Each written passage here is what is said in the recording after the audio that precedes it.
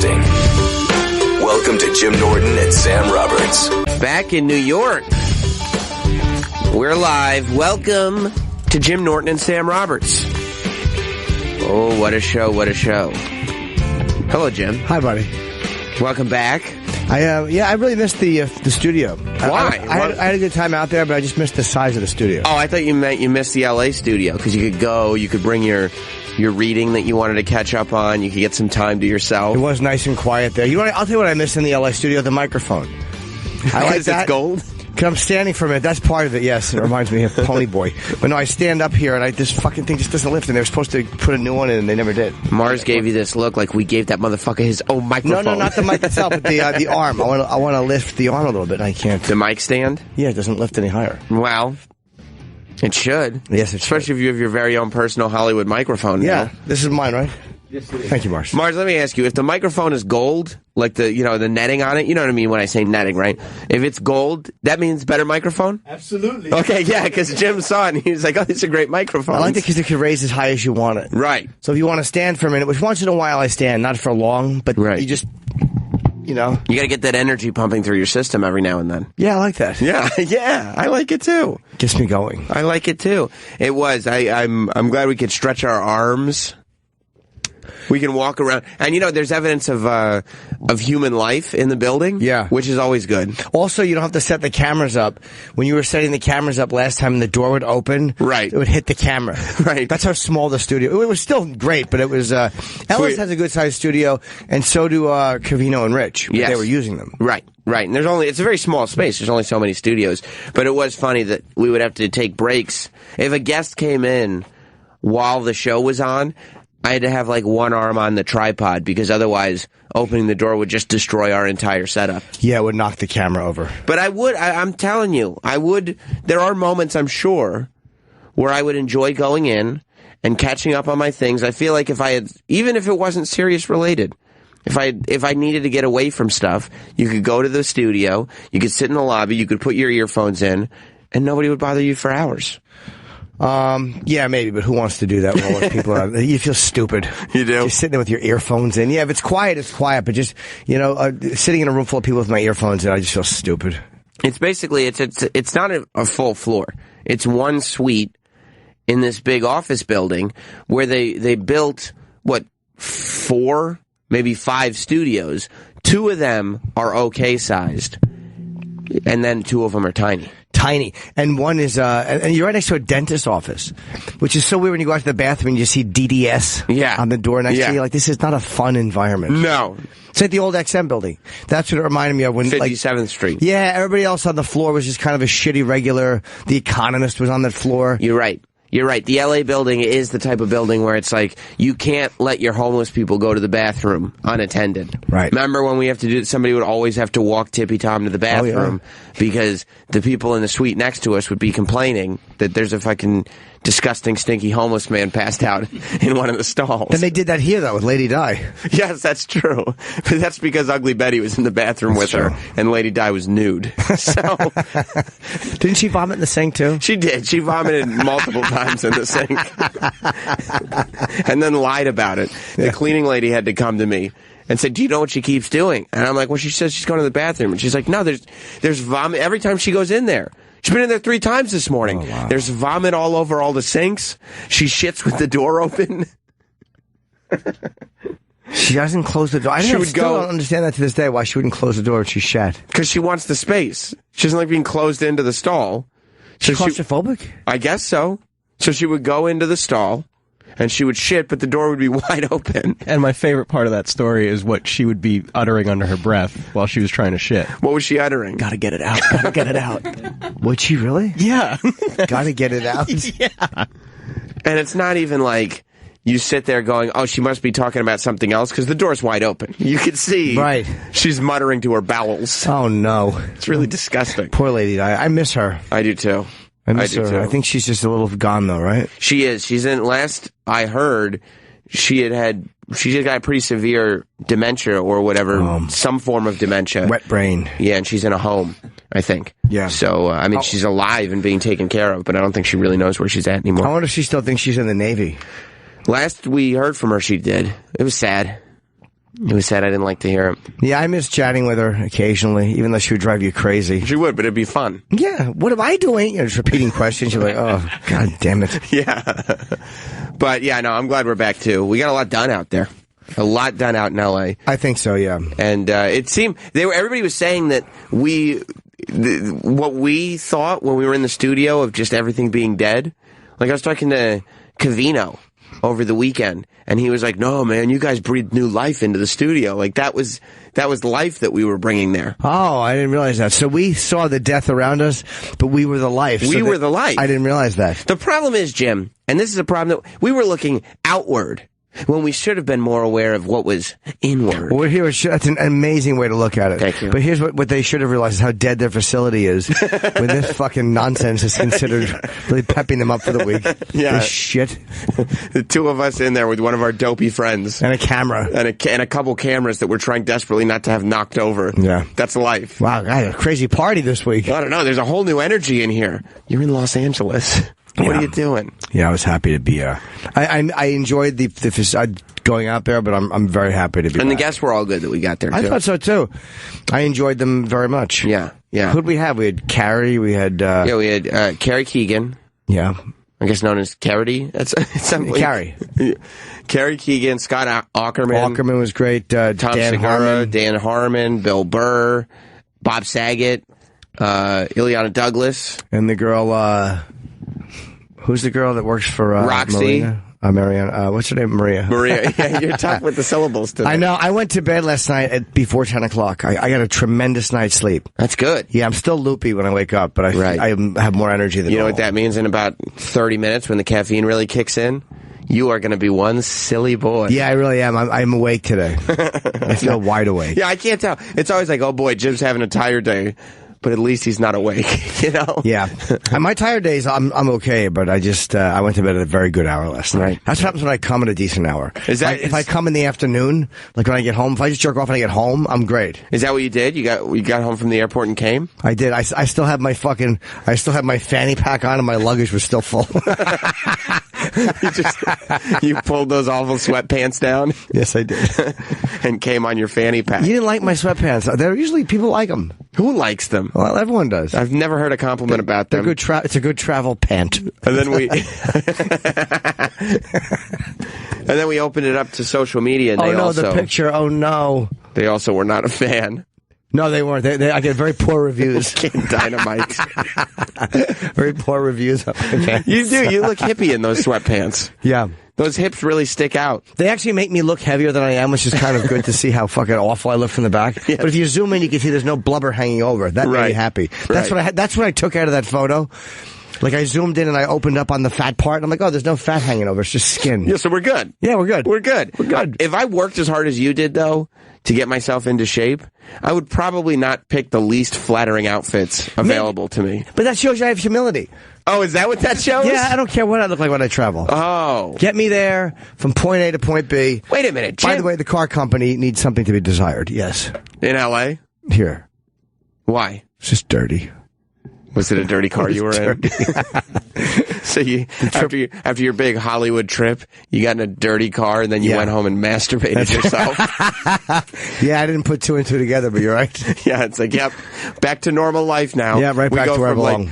Doing podcasts all over the place, a TV appearance, then going to Maria Menounos' house for a party, and then into a dirty car so you can go home and tug your pud for a while. Right. And I'm taping for Comedy Central tonight. We're doing the roast battle.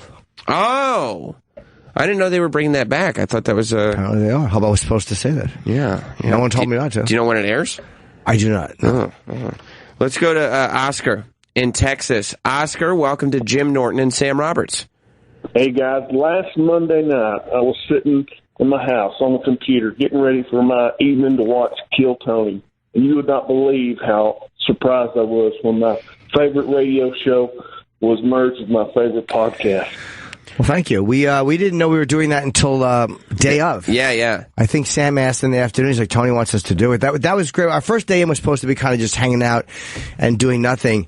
And I'm really happy we did that. I enjoyed it. Yeah, that was a lot of fun. I got a text from Tony like really quick after we landed just saying, hey, I heard you were in L.A. And so we went down. He does Kill Tony, which is a podcast. I guess he's 100+ episodes in because it gets it's got a huge listener base, and he gets a good crowd at the Comedy Store where he does it every week. And they bring up comics or new comics for a minute at a time, let them do 60 seconds, and then the panel just talks to them. And it was fun because it wasn't like, you make jokes and everything, but it wasn't just trashing them. It was also, some of them were genuinely interesting people. Yeah, even the ones that didn't kill, I mean, there was still something to all of them. And you forget when you're doing comedy for such a long time what it was like to go on stage your first few times, your first 6 months. It's scary. It's really scary. And I was at first, right, I was kind of bummed out, to tell you the truth, because everybody that sucked, that I was going to say that sucked, right before they went to the panel, they were like, it's my first time ever on stage. It's the first time I've ever done stand-up. And I was like, oh, well, if it's your first time, that didn't suck. Like, that sucked for, like, somebody who knows how to do this. But then I found out we might have been being naive, because one of the theories going around was that people just go on that show and say it's their first time on stage. They may have, but even if they did pull that move, which is a smart one to pull. Yeah. Because you always, like, when you first start out, you always lie about how long you're doing it. Like, if you're doing it for 10 years. Yeah. How long are you doing it? 5 years. Whoa, you're pretty good. Right. After 20, no one gives a fuck. But when you're starting out, you try to make it seem like you're doing less because everyone else wants to be the prodigy. Oh, sure. Oh, God, this guy's good. Right. But I find when you first started, you thought that's the way it was going to be, right? You were like, wow, a lot of people, it takes them a long time, but I'm going to probably be one of the quickest to get this done. You want to be ahead of the game, and then you realize, like, ugh, this is a long road. Yeah. So, I just don't want to be mean to someone who's real new. I feel like, at this point now, I'm doing comedy as long as I've been doing it. Mm-hmm. I still wouldn't want to go on and have guys like fucking Bill and Voss and Bobby sitting behind me, even though I'm doing comedy longer than Bobby Kelly, and I think a little longer than Bill, or the same time and a little less than Voss. I wouldn't want to go on and have those guys fucking knowing they're going to shit on me. That'd be horrifying. I've done it 25 years. It'd be terrifying. Just having them sit there like you're doing 60 seconds, and they're just watching you. That's so hard to do, man. That's so hard to go on brand new and know that these guys are going to kind of goof on you. Right. To know that not only do you have to deal with whatever your own insecurity is, but all the people behind you are watching you so they can critique you in front of the exact same audience. And you can see, like, I wouldn't want to do it knowing that their faces could be, like, they could be smushing their faces up looking at me. I'd be so self-conscious about what's happening behind me. So you'd be sitting there, like, every time you get a laugh, are they laughing at me? Or are they laughing back there? Yeah, Is somebody doing something funny back there? Or was it my joke? Or...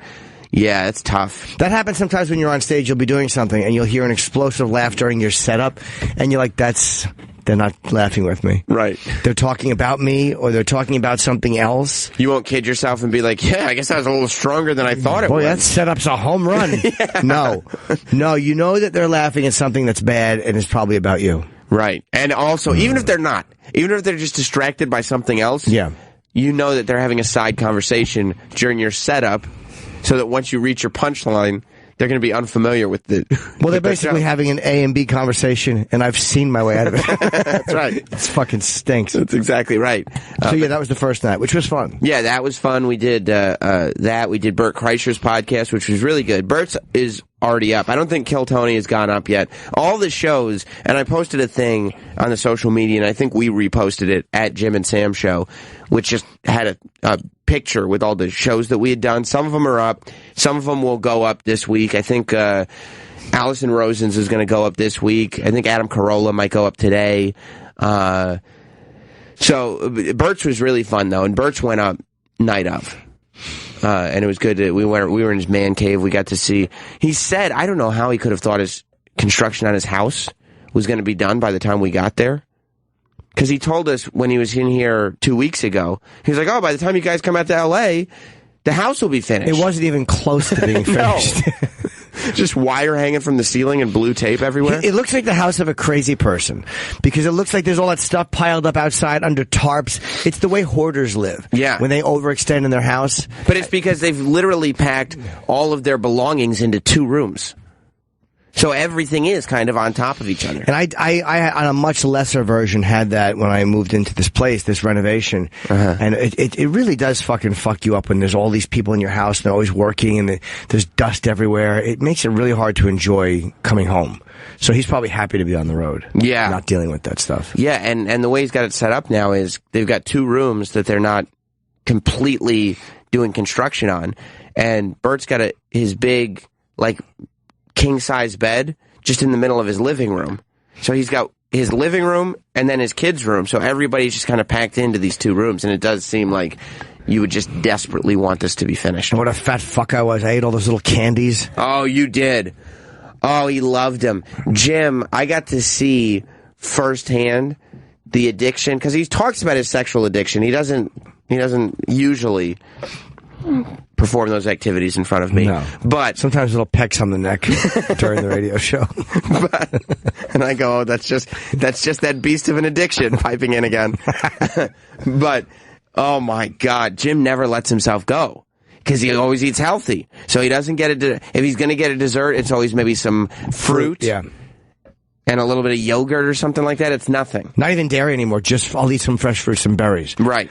But you got that. That's how I am. Like in that moment, and it's rare that I was just hungry. It was the middle of the afternoon, and we've all pigged out on candy.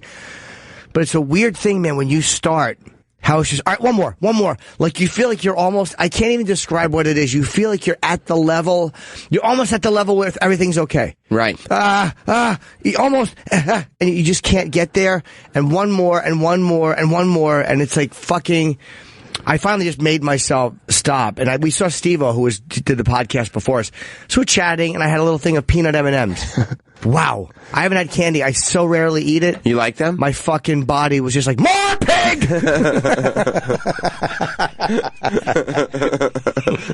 Because he did. And I think it may have been something else, too, because I feel like at one point you were just unwrapping them, and you had one brown bar in your mouth, and you just started putting brown bars on your chest, and I said, Jim. No, I think you misread. That's not where those brown bars are supposed to go. That was just me just being... That was what I was like, eating those little candies. I was a piggy boy. They were so good. I go, this was the death of him. I go, Jim, these 100 grands are great. You got to try, because once I saw Jim was deep into this, sure, all I was doing was talking about how great all the candies were. You were right, and as you should have been. But I got it out of my system. I did it once, and then it's like it's one of those things where when you eat bad, and you got to the hard part is just not doing it and going, fuck this, and then just binging for 3 weeks. That's where you go wrong. And I'm like, just stop it, you fucking twat. Just stop. Jim was like when Forrest Gump met the president, when he was like, well, on account of they was free and I was thirsty, I must have had me about 15 Dr. Peppers. That's exactly what I was Jim like. was just sitting there, just housing 100 grand bars. But at least he ran it off. I mean, in fairness. No, you're right. Good point, Jim. I was like the fucking fly. You remember the fly eating chocolate? I was just shoveling it in like the fly. I couldn't stop. There's this great moment where Jim had just been shoveling candy into his mouth, and Bert and I had been talking for like 10 minutes. And Jim was like, oh, are we recording? We were like, yeah, dude. I was We're binging. doing the podcast, because Jim was focusing on the candy. But that was a little teeny view into like when you lose control momentarily. And again, and everyone thinks, I eat 2 candy bars, shut up, who cares? But it's like when that's happening, and anyone who does it knows what I'm talking about. And by the way, it wasn't 2. It was like 9 or 10. It was probably 9 or 10. Yeah, mini ones. Mini Snickers. But it's like you feel like I can't stop eating these. Like I fucking can't stop eating these. Did you really feel like compulsive about it? Extremely. And I know in those, that was just like a brief little blip, and we all have them. No one gives a fuck. Yeah. But it's scary when you realize, like, fuck, if I do that tomorrow and the day after, I'm going to be fucking 160 in 2 months, That's why when we bring donuts in here, you always say, get them away, get them away. I don't fuck with them because I know that I'm going to love it so much, and I'm never going to be full. You don't think you can enjoy just if you and I split a donut? Like if we just got a donut, we just cut it down the middle, and each one of us had half, we left the rest of the box there? No.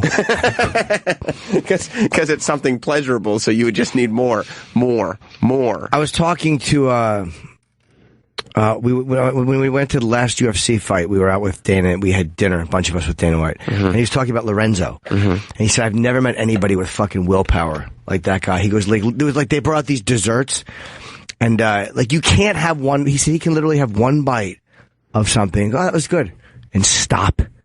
And I don't comprehend that mentality. I don't comprehend how you can have one bite of a fucking dessert and stop. Is he an athlete, Lorenzo, at all? He's built like yes, and he's he's a billionaire. So he's like one of those guys that is just maybe addicted with other stuff, with working out or whatever. But the ability to have one bite of something and stop. I've been thinking about that for about a month and a half. Every time I eat like a snack and I can't stay, the ability of somebody to have like one or two little bites and go, all right, I'm done. I've tried it. It's lovely. But don't you think some people are addicted to the idea that they're in control? Like they are so hard up for control that's what they get off on. Maybe. He gets off on this idea, like what's better than dessert to him is this idea that he's the strongest person at the table. Or maybe he just doesn't have a sweet tooth. It could just be something like that. Like E-Rock, as much as E-Rock tends to be compulsive, right, with his snacks, right, and his treats, he doesn't have a sweet tooth. E-Rock could probably have one bite of a donut and stop because he doesn't like donuts. He's got a carb tooth, though. Yeah, he certainly does. He might not eat the donut, but then he start eating people's shoes. But maybe it's just I'm not liking it. But when I've been thinking about that so much, like taking one little bite of cheesecake, and there's plenty of people that can do it. Right, I'm just not. I can't fucking do it. And that's why when I see big fat people, I do get it, even though I'm critical. Like, I do get how you get that big and fat. Like, you're constantly looking for that one where you feel even. Like, okay, my last bite is complete. Right, like there's going to be this mental, physical thing where everything is going to feel like that was enough. That was the right amount. Right amount, and it just never... Someone who mentioned serotonin, we were on was it Tom Segura? Somebody mentioned like the serotonin level.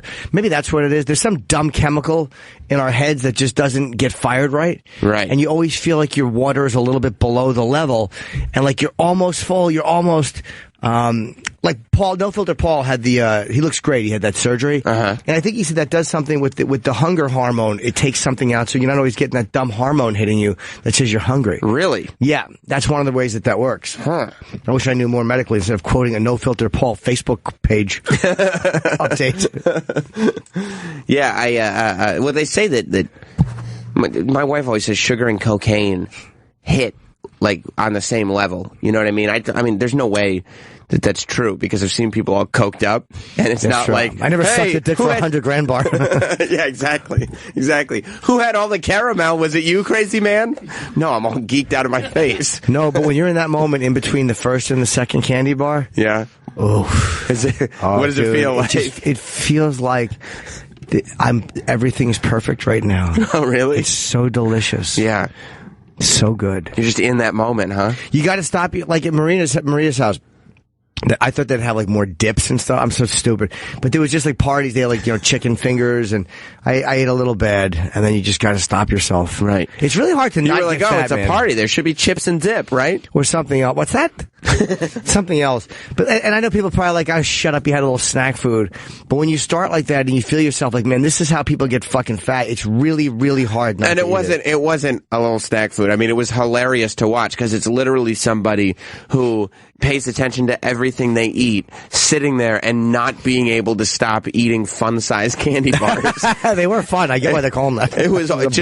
He had a bowl of trick-or-treat candy, and I mean, Jim sat himself right in front of it and could not stop one after the other. He looked like Augustus Gloop. Yeah.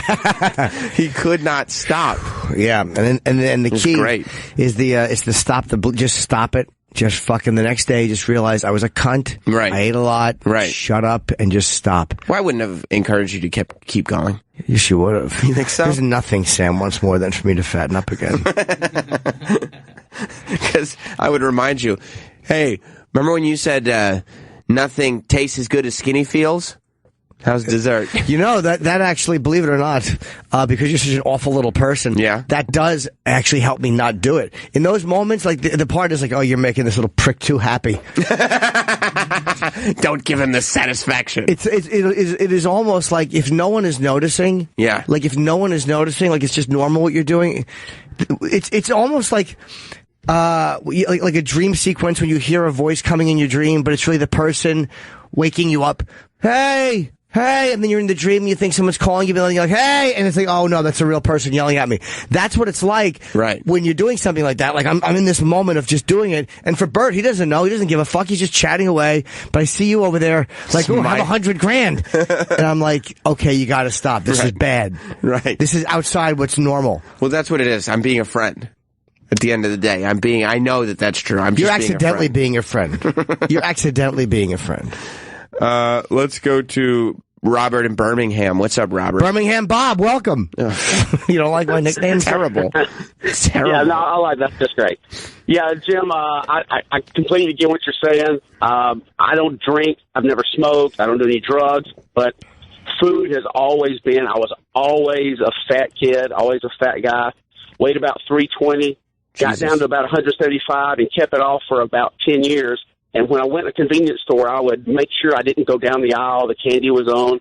And one day I walked by, and at the counter, there were Reese cups, the little Reese cups sitting up there, the impulse buy crap. Yeah. And I said, I haven't had anything in a long time. Let me give in to my impulse. I've lost a lot of weight. Let me treat myself. Because you know what you're doing. You know what you're doing. You know what you're doing, Robert. You're seeing all these people. So many people go into the 7-Eleven. They pick up Reese's cups. They look fine, right? I'm just one of them. Yeah. Why not me? So I had one, and then 10 years later, I weighed 450 pounds. Jesus Christ! Oh my God! For that one Reese's cup, it was when I said it was a huge, it was an enormous Reese cup. So what happened? You had that one, and then whatever monster was chained up got loose. Wow! So what did you do right after that? Did you keep eating, or did it take you a day? No, I forgot about it, and then that night I did what I had not done in a long time. I got in the car about 11 o'clock, thinking, I'm kind of hungry. I think I'll go out and run through Taco Bell or something. So I went out and started making those late night food runs and doing that crap. Yeah, and then it was you get a bag of those. Well, I get a bag of those little Reese's miniatures, so I'll just have them around when I just want a little something. Well, I get those at the end of the night. There's nothing but gold foil in the bag. Yeah, all the things are gone, and so it kept going. It kept going, and so so now I'm back down to about 275, but it's that's great. It's a constant. It's an enormous battle, and I don't care about anything. I don't care about drinking. I've never tried smoking. I don't care about any of that. But when a candy commercial comes on TV, there's this physical thing in my stomach. I can feel this twinge in my gut just seeing that on TV. Yeah, and it fucking sucks. It's really hard, man, and it's so interesting to hear that because the one thing triggers you, and it doesn't happen like right away, but it just trickles, Absolutely. And then all of a sudden the fucking dam breaks, and you're fucking people who don't have it. Like that, I've always said food is the hardest because you have to eat to stay alive. That's by far even harder than sex, which you technically don't have to act out in. Food is a motherfucker, man. Do you like soda pop? I drink diet soda. I gave up regular sodas. To me, a diet soda now tastes like a regular soda. Yeah, I like diet soda better. You should try regular soda. It's so much better. It's not. It's too sugary. It stinks. Is it really good? No, it sucks. Yeah. And trust me when I tell you, it's fine for you. I even quit drinking diet soda because that triggers you the same way. Your body starts fucking telling you it does, right? Yeah. I think my brain. I think that's what really kills me is that keeps my brain in that sweet mode by drinking those diet sodas. But I have not. I hate water. I just hate the nothingness of drinking water because you know what it could be. You're like, this could be a treat. It could be a soda. This could be delicious. Soda, right. Yeah. Everything could be something better. So you drink a soda for the first time, you're like, sweet. Goodbye, Robert. Thank See you, man. Yeah, I mean, soda's the only thing that's keeping me skinny fat. I'm fine otherwise. A regular Coke, I wouldn't be even mildly tempted. It makes my mouth taste like I was chewing on sandpaper. I hate regular Coke. I know. There are many times where I'll drink a regular Coke and I'll have this feeling all over my body like this is the thing you've been missing. This is the thing you've been needing. This is what makes you whole. You like it feels like your mouth is coated with sugar. I hate that. It tastes dry. It's like eating onions. Your mouth is all fucking dry after. How do people enjoy onions? Drinking a nice fountain Coke and eating an onion are two separate sensations. They're not. An hour later, it's not. Your mouth feels fucking horrible. Like someone took cotton and rubbed it on your tongue. Guess what? If your mouth's a little dry, have another Coke. Terrible. You need another refreshment. That's all it is. That doesn't refresh me. Does anybody eat onions? Like, what do you mean enjoy onions? Even in a salad. Like when I taste an onion, I'm like, you cunt. You said no onions. What about an onion ring? It's different. Yeah. I don't know why it's different, but it is. No Filter Paul's on the phone. Our old pal. What's going on, Paul? NFP. Hey, how are you guys doing? Hi, Paul. Firstly, congratulations on the new show. Oh, thanks, man. Thanks, buddy. Yeah. So talking about the surgery, for the first 5 months, I didn't even feel hungry. I literally had to look at my watch to know when to eat. Wow. So you didn't feel hungry at all? No, I could watch TV for 10 hours and go, oh, shit, I haven't fucking eaten anything.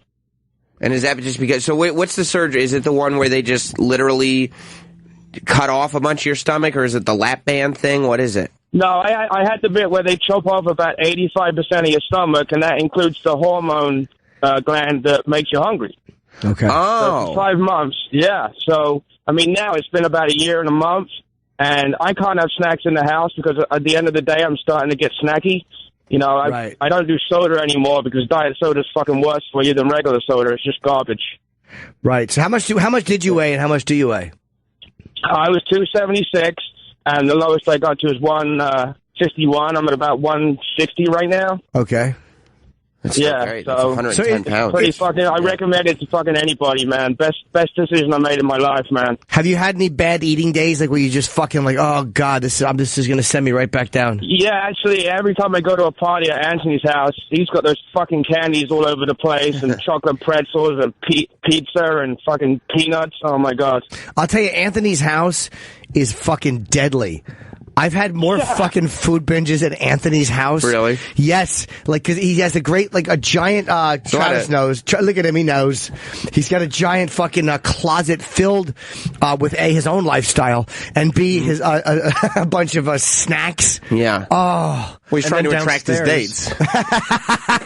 You know, he takes them out of the van. Downstairs, there's just those candy jars filled with, like, full-size candy bars. Yeah, I've had a bunch of bad eating days at Anthony's house, man. There's been times, and I'm not kidding you, I've avoided it because I know, like, oh my god, I'm just gonna eat pretzels. Because over there, Anthony's house is like Sodom and Gomorrah. It is. Like, nothing matters over there. Anthony doesn't look at me weird when I eat bad. Like, if you're binging on food over there, no one thinks it's weird. Well, it doesn't count. It's Anthony's house. It does. You know, there's a crazy party that feels that way.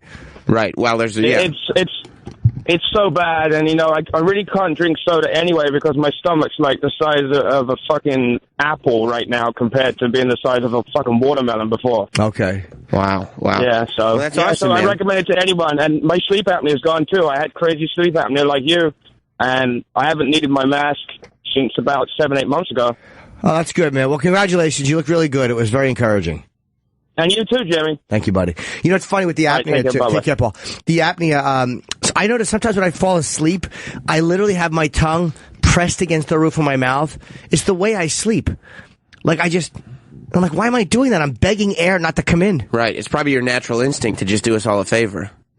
Hold on a second. That's not the point I make. Wait, whoa. Hey, come on, Sam. I want my prick pulled, I'll do it myself. I don't know if that makes sense in this context. And I'm not happy that the iPad's back. Yo, you should be.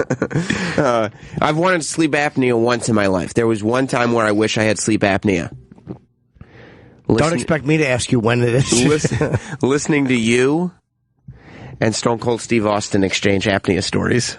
Oh. Because I just wanted something to relate to Stone Cold on. Yeah, what happened was me and SCSA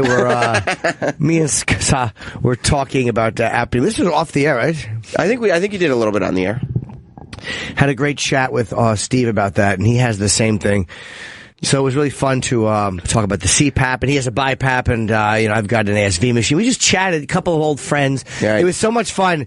After Steve Austin is a great chatter. He's just a fun guy to talk to. We went down. It was a fun day. We did our show.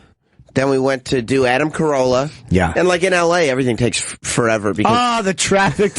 No, it was really weird. We were in a parking lot, and then all of a sudden I realized that there was a freeway sign. It was just another mid-afternoon in L.A. We're not doing that anymore.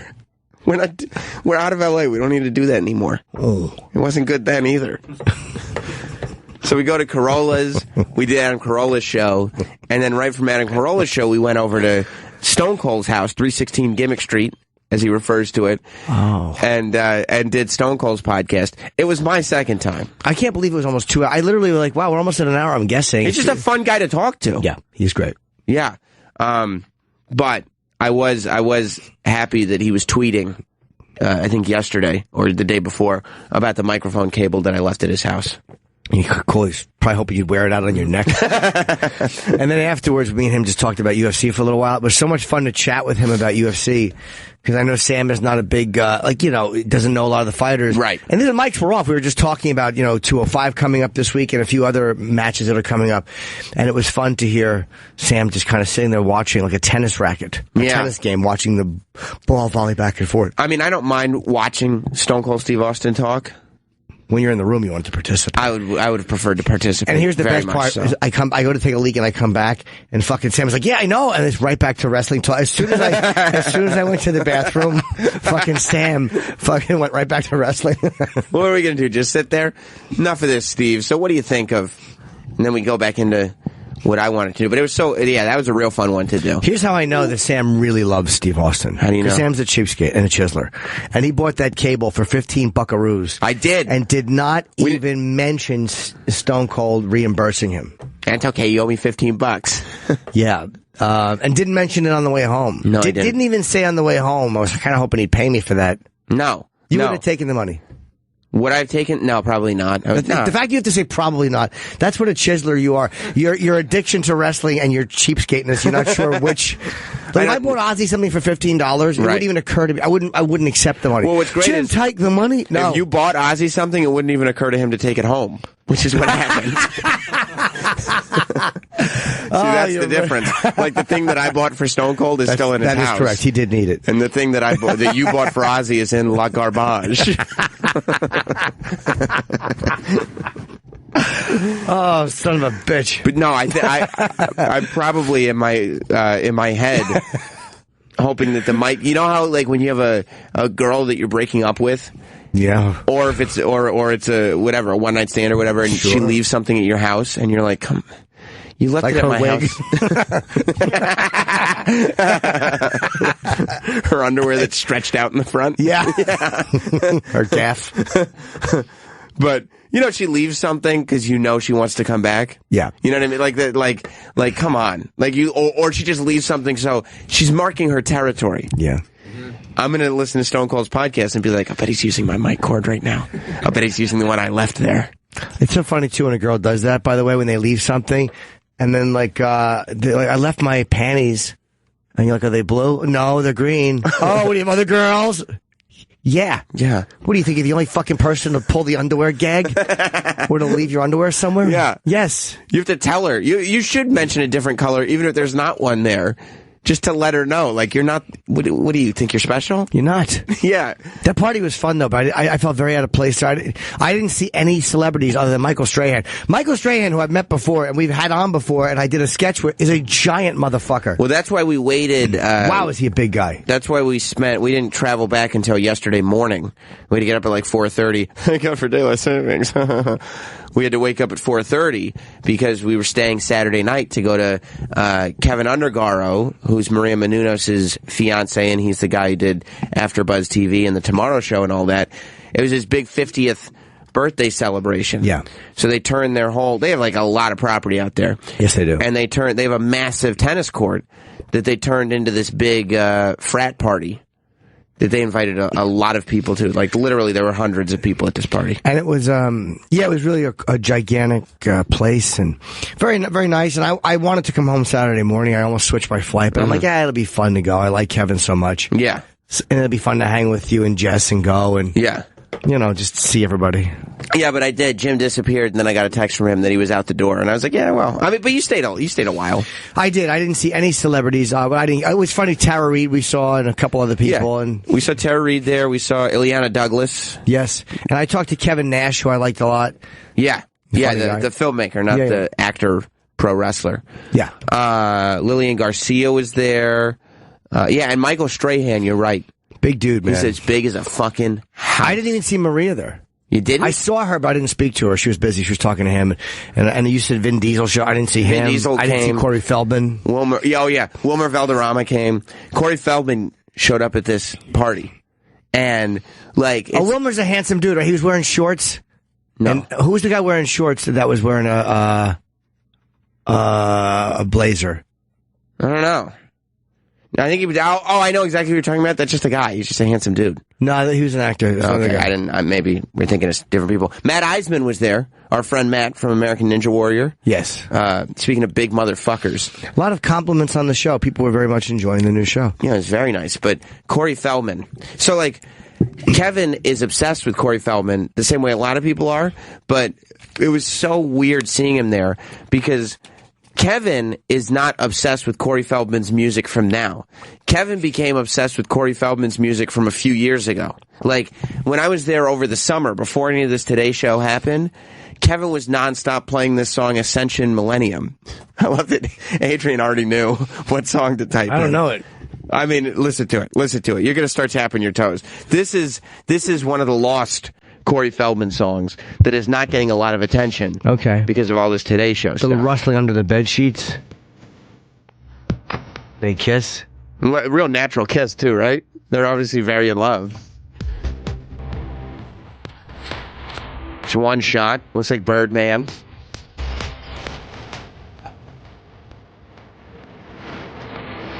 Oh, one of the angels opens the window.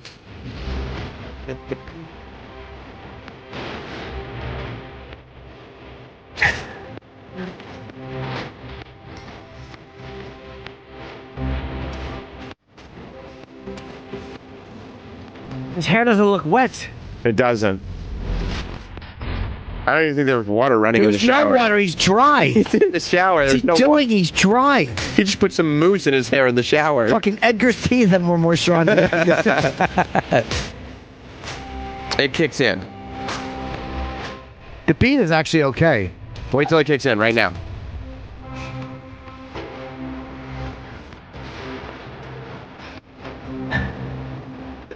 He still has that Michael Jackson growl in his voice. He does, yeah. Oh, he's wearing the jacket and the... Nope.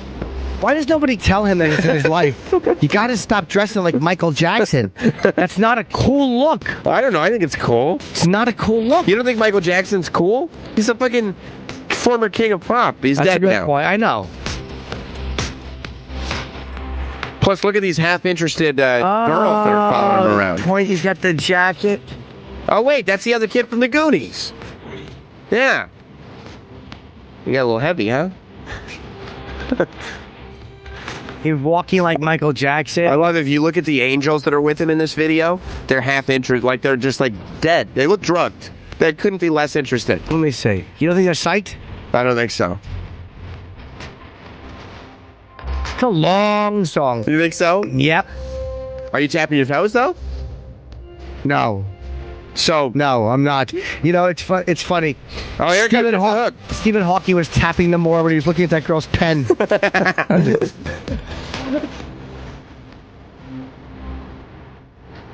Oh, I see somebody bopping in the tap box. The beat is okay. You're down with the Ascension Millennium, Travis? Yeah, just the chorus though. Ascension Millennium, these words rhyme. They mean nothing. You don't think they mean anything? No. Oh, this is the dance break. And guess what? He's got a Michael Jackson hat on. What is he? How does he do this in front of a crew? They're all like, all right, this is what we're doing. He's dancing like Michael Jackson. It's embarrassing. You think so? It's humiliating. No. If he had his own personality, this would be... It wouldn't be the greatest song, but this would be 50% better to watch. But Michael Jackson's dead, so he gets to have that personality now. Like, Michael Jackson doesn't have it anymore. He's in the watching ground. a guy with none of the qualities of Michael Jackson, other than the same skin tone by this point.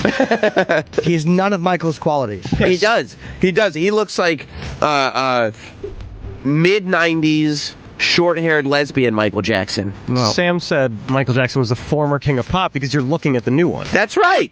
That's right. Do you think he's the king of pop? Who, Corey Feldman? Yeah. Yeah, absolutely. Yeah. This is what Michael Jackson looked like at his best when he was married to Lisa Marie Presley. Remember that video where they were like naked together and like Michael was wearing like sheets and stuff? They had a very sexy kiss at the MTV Music Awards. Yes, they did. It was very passionate. Yeah, it was like the kiss at the beginning of this video. It's all one take, isn't it?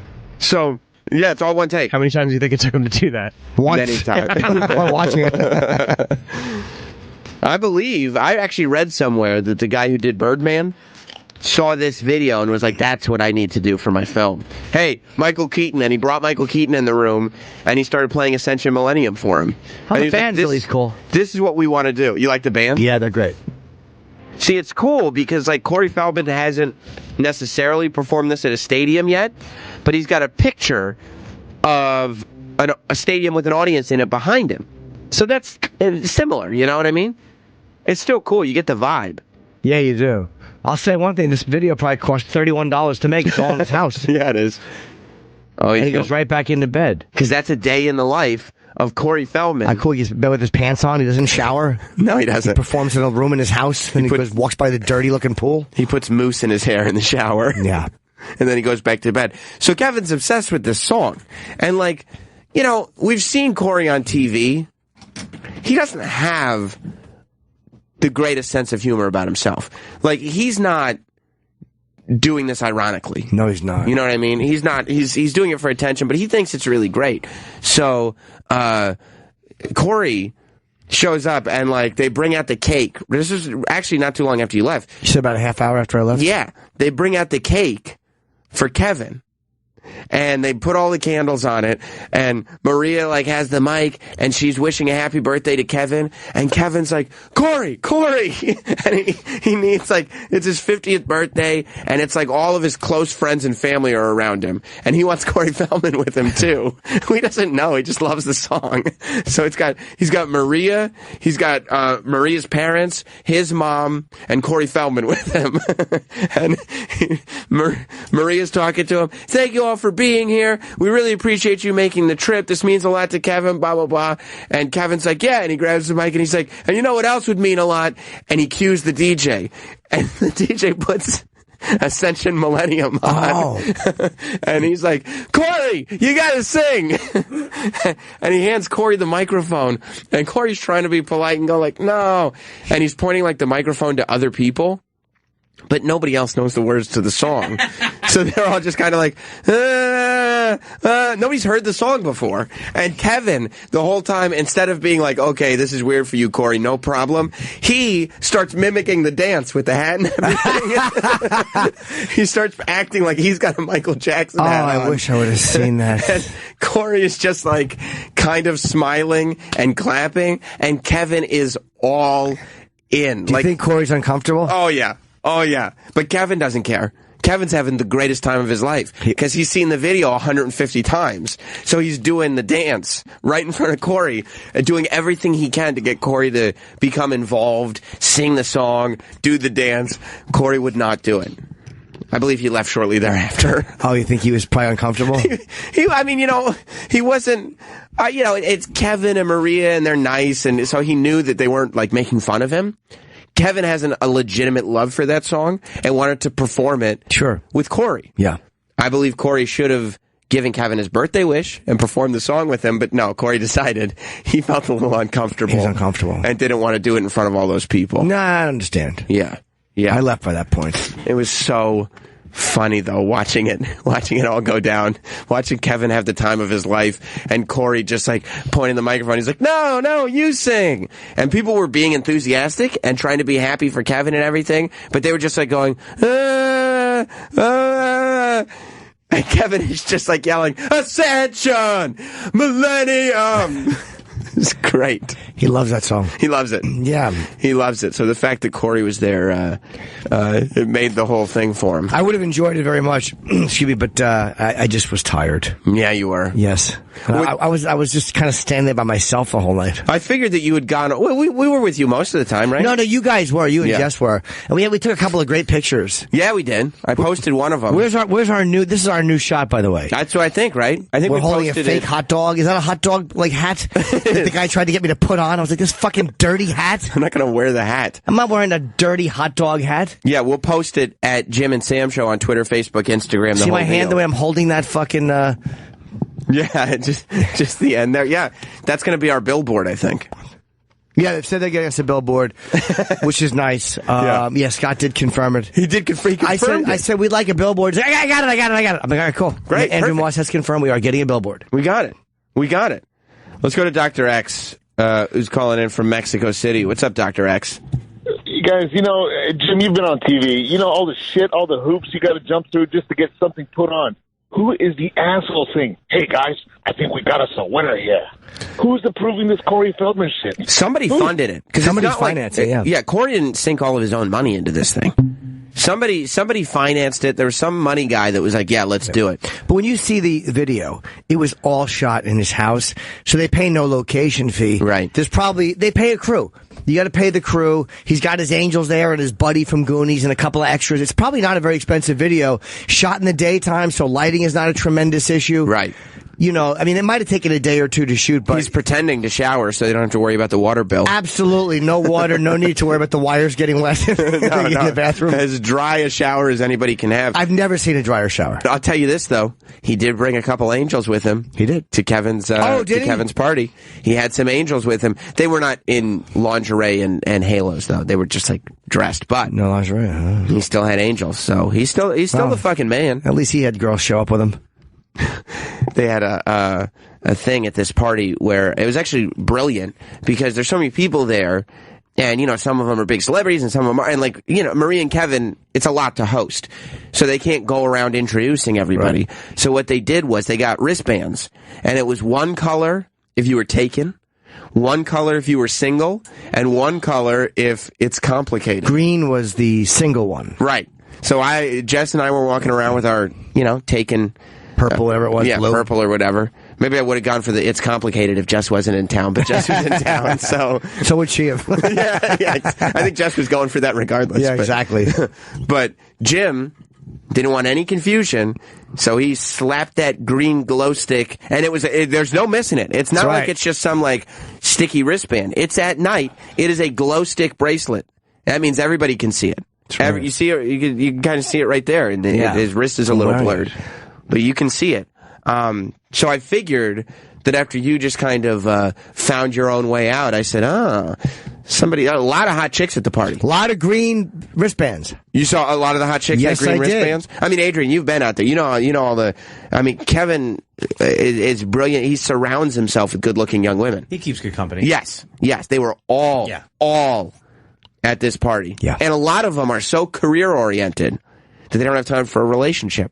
So what does that mean? Put that green glow stick on. Yes. Single and ready to mingle. That's right. So I assumed after you left the big Maria party on your own and just kind of texted me, not even let me go find Sam. I was like, oh, he must have found a green wristband to make a pair of handcuffs out of. I was walking around with those green. I had my arm up in the air and I was just going, hello, hello. So did you find a fellow green wristband to go home with? I did not. No, I didn't. Or to go to the gate, or to go to the party with. It was weird because in the afternoon, Jim had made one fatal flaw. He texted me and said, I might bring a date. Is that okay? And I said, yeah, no problem. Of course. And I met him in the lobby. Plenty of room in the car. Yeah.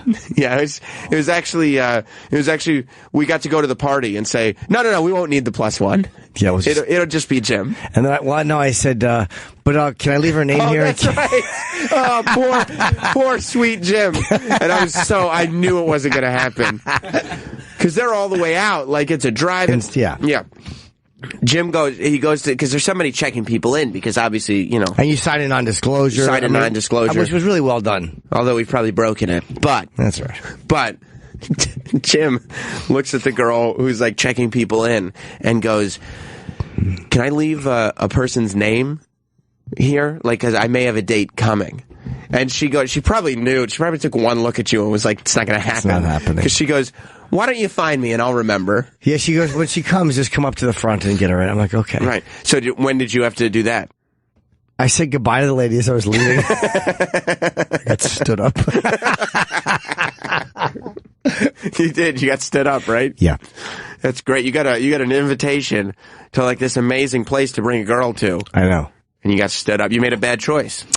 But she's an actress, and I was I didn't tell her. I knew she would know who Maria was, because she's not from here. Oh, but she's from a different country. Yeah, I mean, but it was fun to go to. She would have enjoyed it. She would have, right? Yeah, but she pulled the old. I so know, because I've done that so many times. We had chatted for a bit in the day. And I'm like, well, do you want to go? She goes, yeah.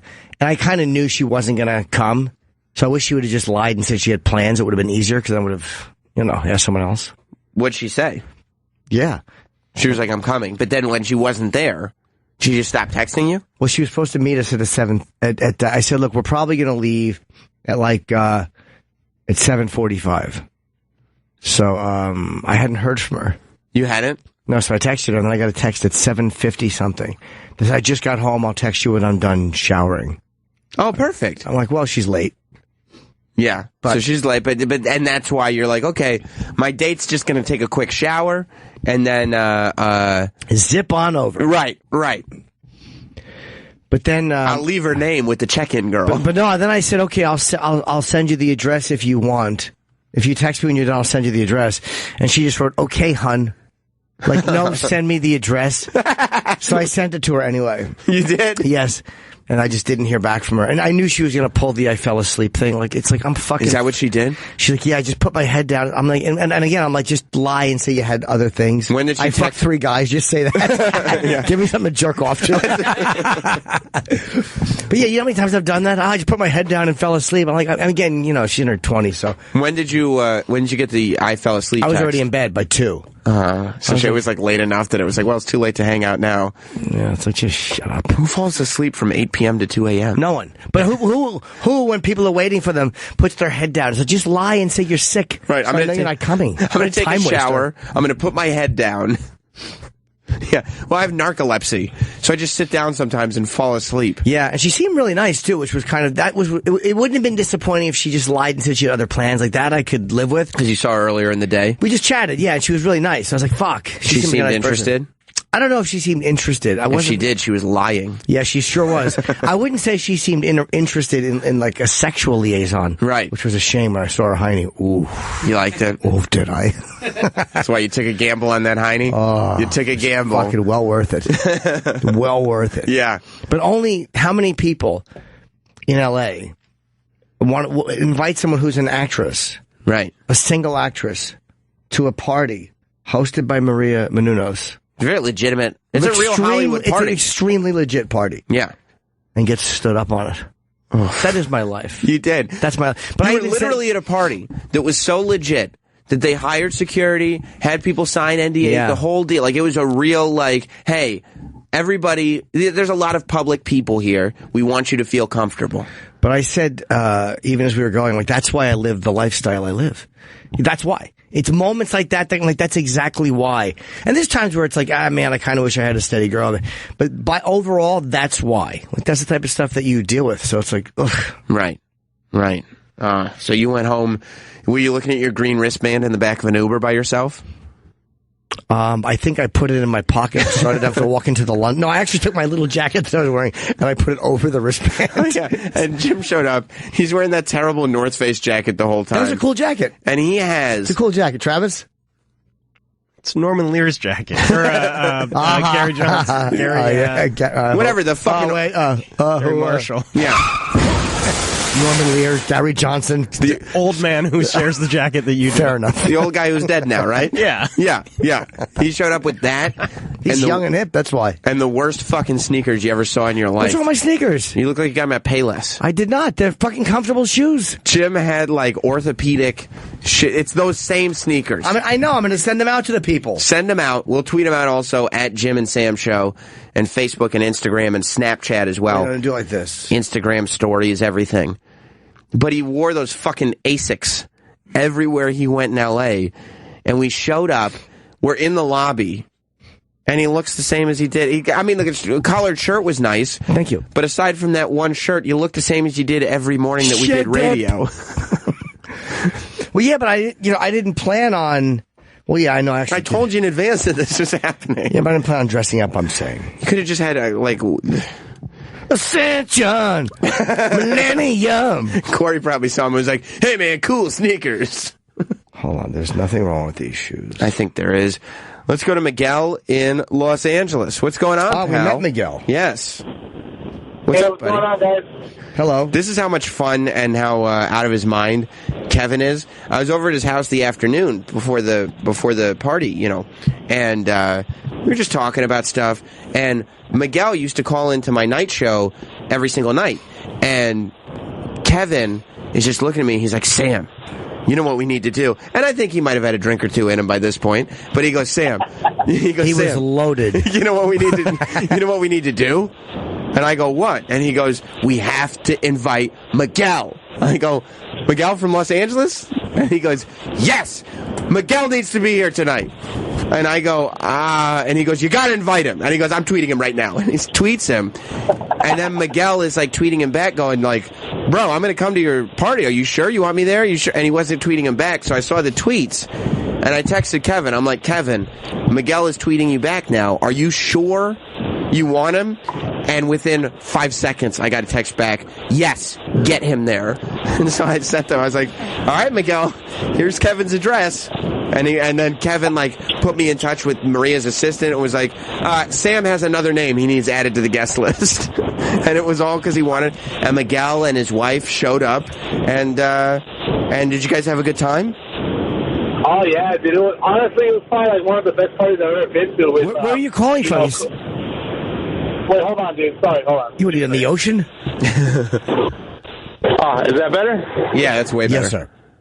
Oh, sorry about that, man. But yeah, dude. It was honestly pretty much like the best party I've ever been to. With like, you know, with like Kevin's obsession with Corey Feldman, and you know, my wife got mad at me because I was staring at a couple girls, and she like slapped me in the back of the head, and she caught me staring at this one girl's titties like the whole night. So yeah, just she got a little bit jealous. Every time we go to one of those parties, I get fucking yelled at. Really? Yeah, because I always get distracted by the girls that they talk to me. And I always end up like Jess. I always like see Jess talking to somebody else, and I'm like, yeah, she's fine. And Jess is like, yeah, how about stop ignoring me and going and talking to other girls? Did you? And I'm like, no, it's a thing. It's a thing. You know, we were talking about something else. Did you see that one girl I pointed out to you? Her fucking juicy. She was a blonde and she was wearing denim shorts. Her fucking half her ass was hanging out. Yeah, I did. Oh yeah, I remember her. Yeah. Oh, fucking that little plump ass. I was out of my mind. Yeah. I kept holding up my green thing, pointing at it, going, "Huh? Huh?" No bites though. Yeah, I got yelled at because I was like, Jess was like, Sam, are you ready to go? And like some girl was like, oh, let's go over here. And I was like, okay. And I gave Jess like the like wave, like, just a second, Jess, just a second. I'm going over here. She's like, what are you doing? I was like, I don't know. You're just talking to people. You're a mover and a shaker. Right, I'm schmoozing. Jess has to realize who she's married to. But Jess, like, when that stuff happens, she like scolds me, but not like what are you doing? I need to be able to trust you. Like, what are you doing? Nobody's interested in you. Like, this is pathetic. Like, you're not accomplishing what you think you're accessing. You gotta put your foot down. Bitch, I'm busy. Every time it's like, no, you're right, Jess. This isn't what I think it is. Yes, honestly, I was expecting Jen to be wearing his famous Kid Dynamite jacket, but or sweater, but but it was not to be though. But dude, like honestly, like my wife was like really impressed with the party, and Kevin was such a real nice guy. And like I don't know if he was lit when he came up to me, but he was like, dude, you know what we got to do? We got to do a West Coast chapter of the show. So you and Mark and I don't know whoever else, like he was drunk. You know, talking about the show. Oh, was he? He was probably a little intoxicated, yes, but he's like that all the time. Like Kevin is constantly, that's what he does. That's why there's so many people at the party, and that's why everybody loves him so much, because that's what he does. He just goes up to you and starts throwing up ideas all over you. Like, this is what we need to do. This is what we need. And all of a sudden you feel like, yeah, I got to do this. I got to do this. You're ready to conquer the world.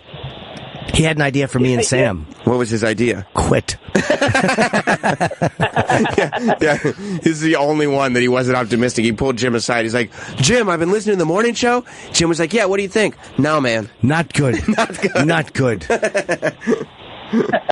But yeah, dude, but for me, the highlight of the party was, I guess, like, I don't know if you saw it, but Maria was with a paddle, like, spanking everybody at the party. And she actually spanked my wife, and my wife was like, wow, like, honestly, like, if I'm not gay or anything, but I fuck Maria. Oh my God. Does that go? Does that go into your spank bank forever? Dude, I'm pulling it right now. What are you talking about? Maria was spanking people? Thank you, Miguel. I didn't know. You know what? All right, later, man. Thank you, buddy. I didn't see her. I didn't see her spanking people. I would have volunteered for one. Would you have been okay with it? Yes, I would have. I would have loved to get a couple of spanks at the party. Little the single girls see I'm fun. Jim would have been like the one awkward guy, though, because he'd be biting his bottom lip and just trying to get another one. Or actually pulling my pants down. Just like, what are you doing? Oh, just being cute, right? I'm spanking a bare ass. Yeah, stop it. A paddle. That's creepy. Oh, we're all just being fun, right? No. Where's the food? You fucking weirdo. Travis just dropped his pen. I'm so happy. He's throwing things all over the room. Let's check the Tef box. Tef box, do we have comment on where the food is? I assume Roland's getting it because D-Bag's in here. D-Bag. Does D-Bag have an answer? D-Bag. Do you know Deliver the answer. Where's the food, D-Bag? No, he just shook his head and moved his hand. What does that mean? I don't know. He shook his head, was up and down. He pointed towards his mouth. He doesn't know where it is. What do you mean he doesn't know where it is? Oh. Shouldn't he be checking up on He's it? looking around in here like it's hiding. Yeah, there's no food in there. Roland's getting it. He is getting it, or you think he's getting it? He is getting it, or you think he's getting it? He is. He is. Do you, Travis, you've been in this game a long time. Yeah. Was that answer like, let me give Sam the answer he wants to hear, or let me give Sam an informed answer? No, that was the former. the one I want to hear? Yeah. He doesn't know whether Roland's doing it or not. He didn't check, did he? How about we give him a jingle back? Do you want me to just jingle Roland? Just to ask. That's all. I'm just curious. Because Derek was worried that if he checked on to find out if Roland was doing it, then he would have to do it. And for some reason, there's this aversion around here. Like, no matter what the job is, everybody's cool with doing jobs in the building. But the minute you ask anybody to go out and grab Jim food, they're like, and they're looking for any excuse in the book not to do it. Yeah. I don't know why. I would gladly leave here for a couple minutes. Right. Take a nice break for yourself. Yeah, go walk down to the going? He's going to check on Roland. Can you just text him from inside the Tef box? He could. But he doesn't know if he's here or not. I don't know. He was lying when he told me that he knew that Roland was coming back. He does no clue. He has no... Did we catch D-Bag in a lie? I think so. Is he upset about it? I mean, probably. I don't. He told me before the show that he was going to get Jim's coffee because Roland was going to get breakfast. Okay. All right. Yeah, but he probably just made that arrangement with himself. He's probably like, look, I'm okay doing this. Like, shut up, D-Bag. You'll get everything. Like, I want to see... How can we have no interns, by the way? They took him away. They were afraid to be a hostile work environment with the whole show breakup or something? Was that I think so. Something We had one intern. What are we, children? What the fuck is wrong? How? I mean, I understand, but what did they think was going to happen with these interns? We're trying to make it happen for next semester. I would hope so. We had one intern. Who? And he was working on the morning show before this one. And, do we have two? I liked him. No, he was here for the first 2 days. Right, for the first 2 days. And then Sex Bags sent a letter to the intern department and said, we're transferring the interns over to the morning show. And the intern department was like, no, you're not. Wait, what do you mean we're transferring them to the morning show? Meaning they're staying on this morning show, but it's going to be a different show, but that's where the interns are going to stay. Who said no to that? The intern department. Why? I have no clue. Well, who's on the intern department? HR. So what the fuck do they have to do with it? Why did HR have a problem with us having interns? I have no idea. I think that they're trying to work it out for next semester. They should do it this semester and give us back our intern. Yeah.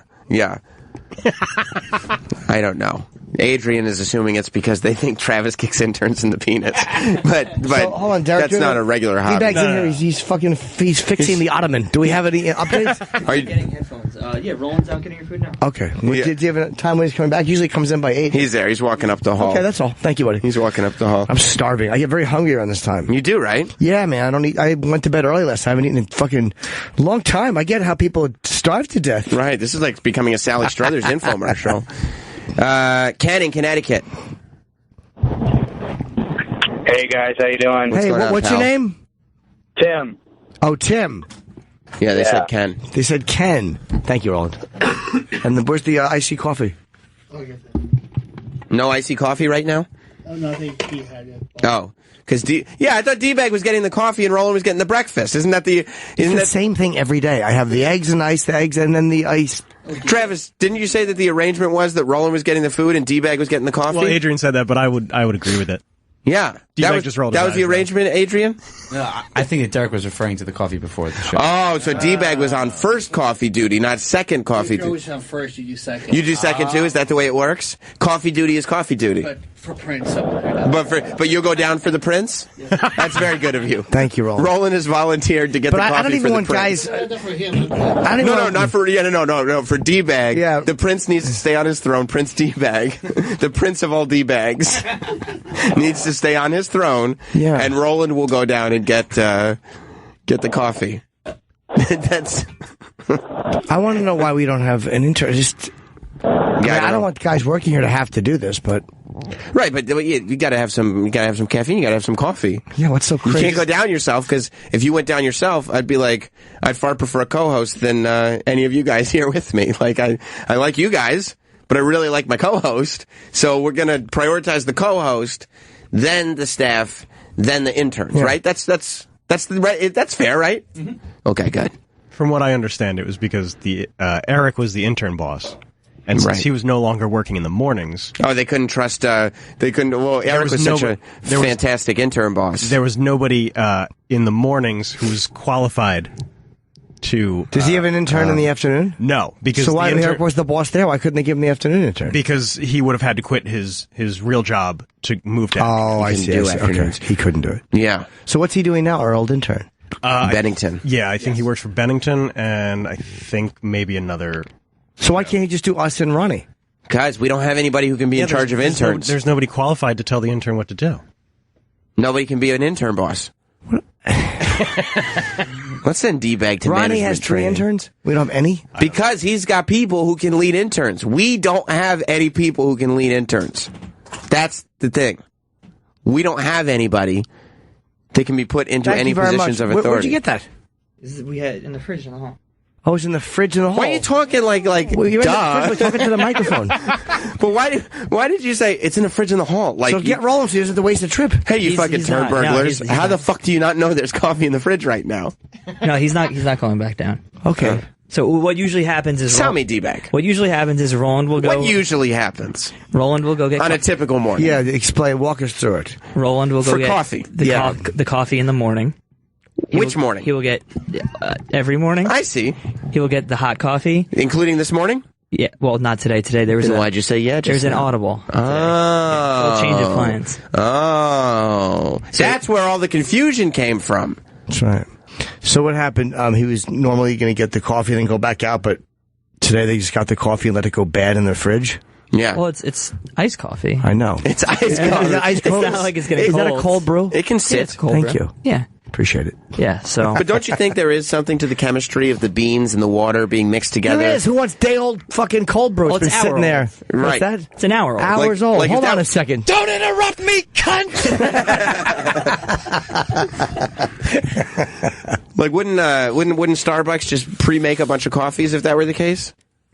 Yeah, but I mean, I think just for efficiency's sake, that's why... Plus, I don't think ice holds in a refrigerator. It doesn't. It melts. No, it melts. What's up, water coffee? Hey, you want some cold water coffee? Let me have a sip of my brown water. Yeah, your nice watered-down beverage. There's no coffee in there. It's water. It's just water, right? Water. It's just cold water. It's just cold brown water. Now, efficiency's sake, or the efficiency of D-Bag doesn't like going down to get coffee, so you only wanted to make one trip? Well, I have a lot of responsibilities here. Like what? Like answering the phones, doing the cameras, running back, loading the first segment. There's a lot of things going on. So how come that camera's on the table? Because the battery drains really quickly out of this, and the battery died. How come you don't plug it in? In LA, because that doesn't have a plug. That kind really? Of, yeah. So right now, battery only. We got a camera on the table and a coffee in the fridge. Yeah. Does it die every day? Does not look like we're managing our responsibilities well, D-Bag. I would disagree with that statement. And no, that doesn't happen every day because the other cameras are in the mail coming back from Los Angeles. So these aren't the cameras that we normally use. Oh, these are not the cameras you're looking for. Wait a minute. So the other cameras are coming back from Los Angeles? What do you mean? They were shipped. Oh. Yeah. We don't have that many. Yeah, we shipped them out there. They shipped them back. They just haven't gotten here yet. Yeah. And D-Bag's too busy killing batteries and watering down coffees. Yeah. Okay. It's my specialty. Sabotaging. Is so Roland still here? He didn't go back down? No, he's still here. Yeah. Okay. What'd you think when he called you Prince?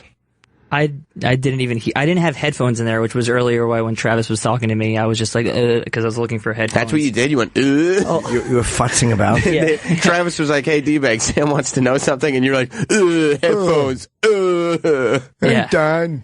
That sounds about right. So then once you get the headphones, you stop being like, Yes. I see. Okay.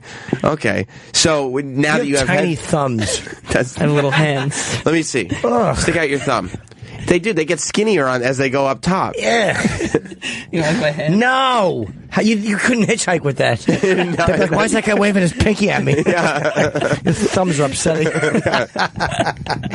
You look like European royalty trying to hitchhike. Pinky up, boys. Those fucking terrible. Stick your thumb up. That's not even a man's thumb. Yeah. I have little ears, too. You do? Let me see. Oh, you really do. Little Bullet baby size. ears.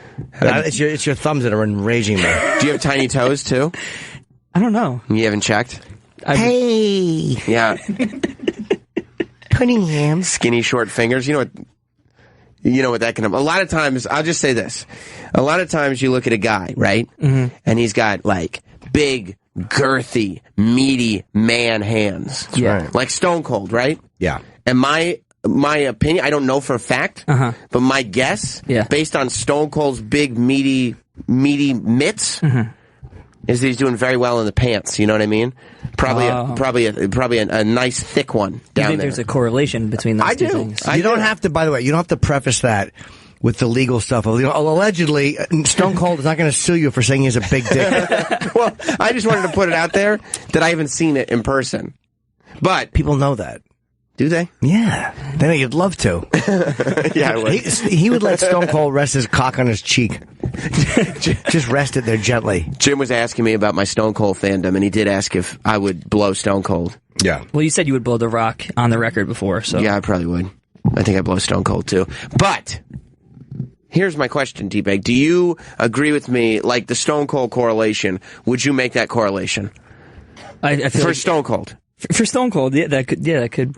More all right, that answers that. Sounds more than likely. Yeah, that answers that. Would you consider that an educated guess?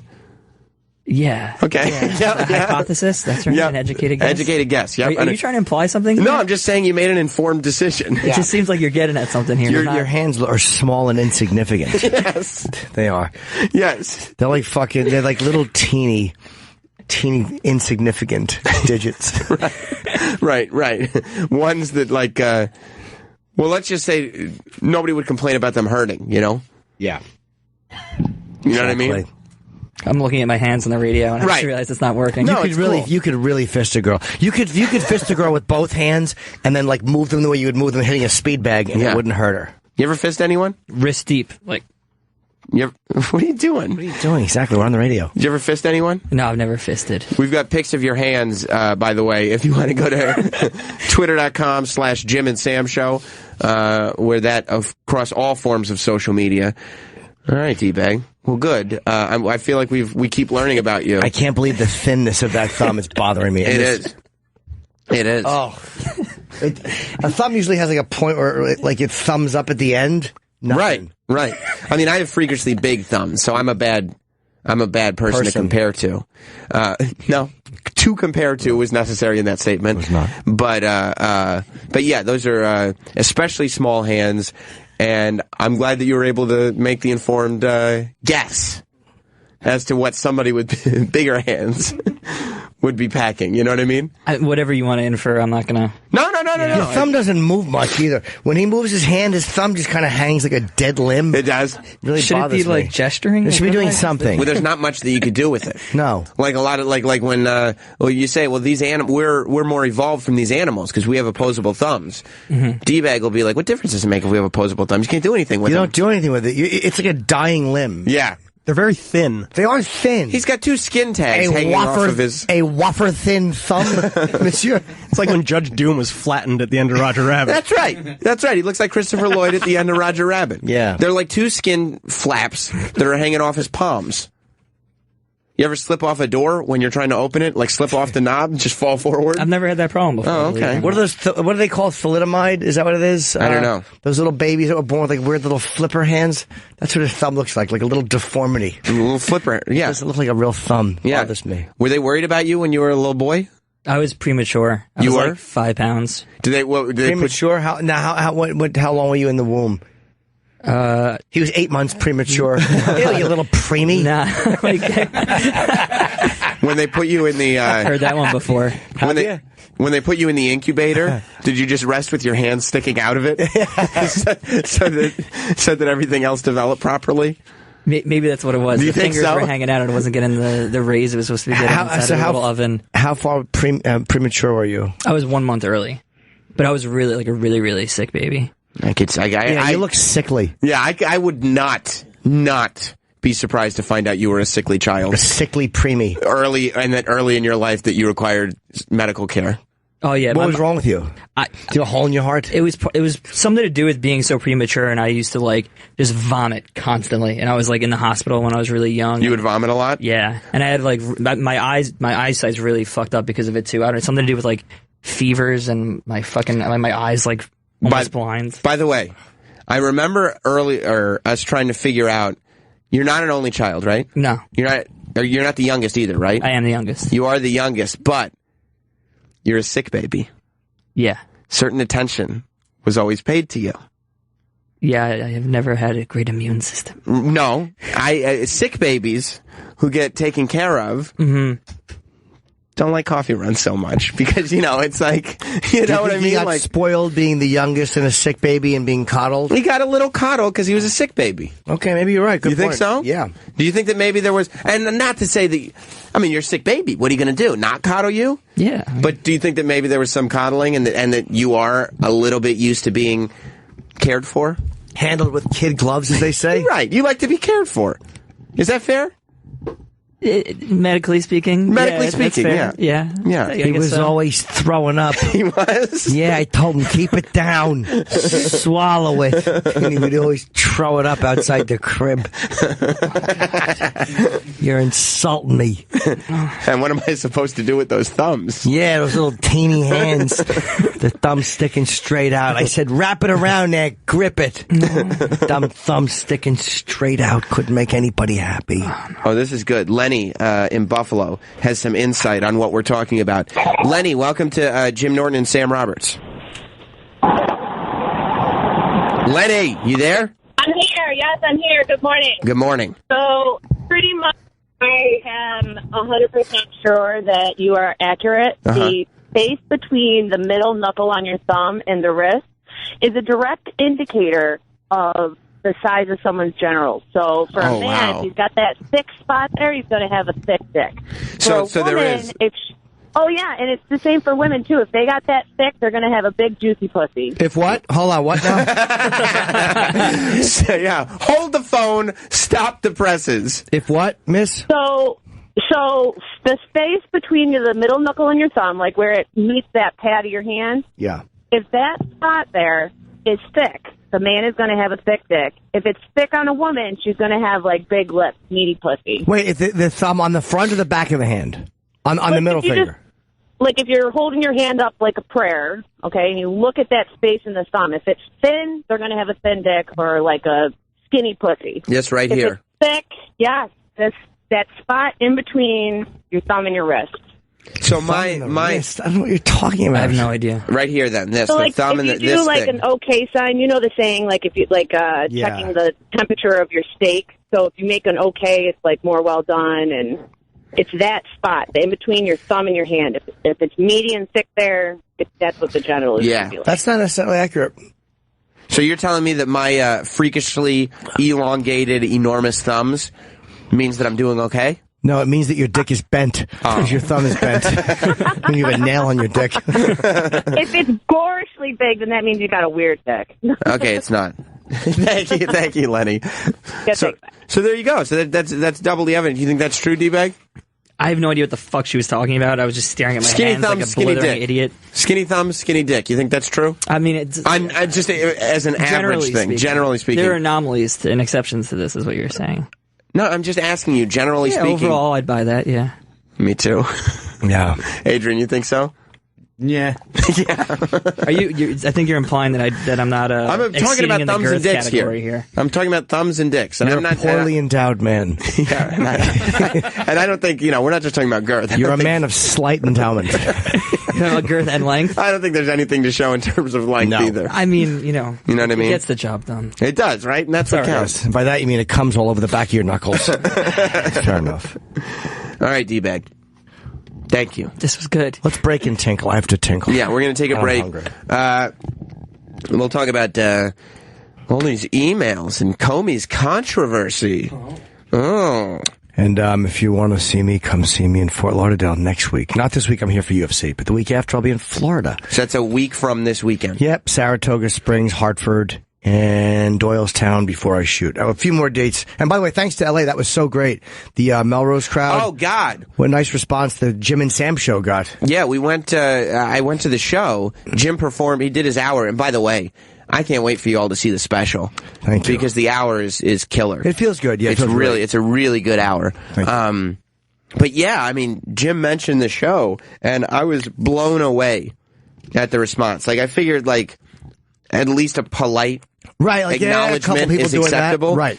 But the entire audience was excited about it, and people came up to us after the show, and people were saying nice things to me and Jim. So I very much appreciate all you that came out to the Melrose Improv, and it absolutely, literally after that show, we were sitting at a table, and it completely motivated us to 100% start doing live events. Yeah. Soon, within the coming months, we'll do our first live show with an audience, figure out a city, go somewhere. So if you want to see us do a live event in your city, just tweet the show and leave Facebook messages for the show, and we'll kind of gauge interest maybe a little on that. Yeah, it was a very, very strong response. Yeah. It has been every time I've mentioned it, though. I mean, I wasn't necessarily surprised because every club or place I've mentioned, even in the theaters, it's a great response. The people who listen to the radio love it. Right. So good. Thank you. It was awesome. We're back to Big Appling. Yeah.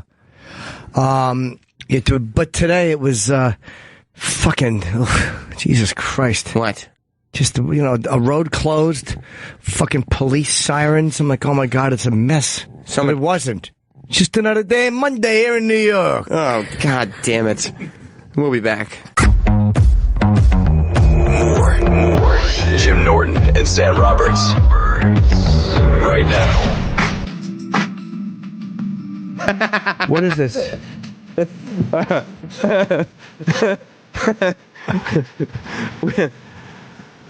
Welcome back to Jim Norton and Sam Roberts. I watched last night. I can't get this out of my head. So I'm watching. Wish it was a bullet. On Walking Dead last night, they got Daryl.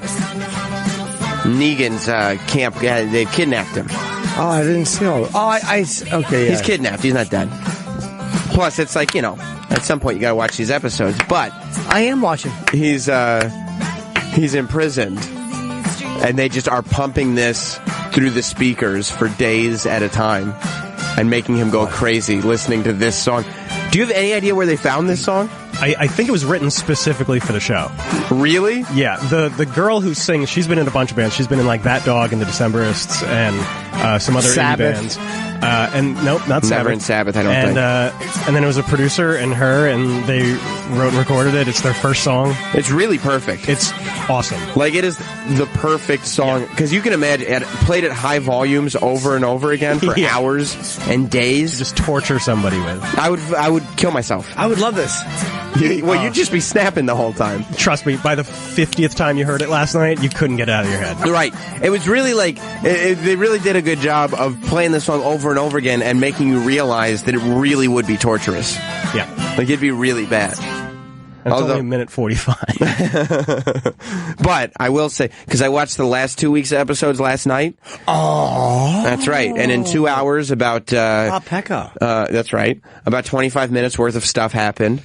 So that's always good. That, just like I always say, it is the most slow-moving show on television until the season premiere, season finale. Like, everything is just this slow build. And I was actually thinking about Travis, because Travis is Why, were you shitting? That's right. And I looked in there, and I was like, what does that remind me of? Tefbox. No, because Travis is a Walking Dead apologist.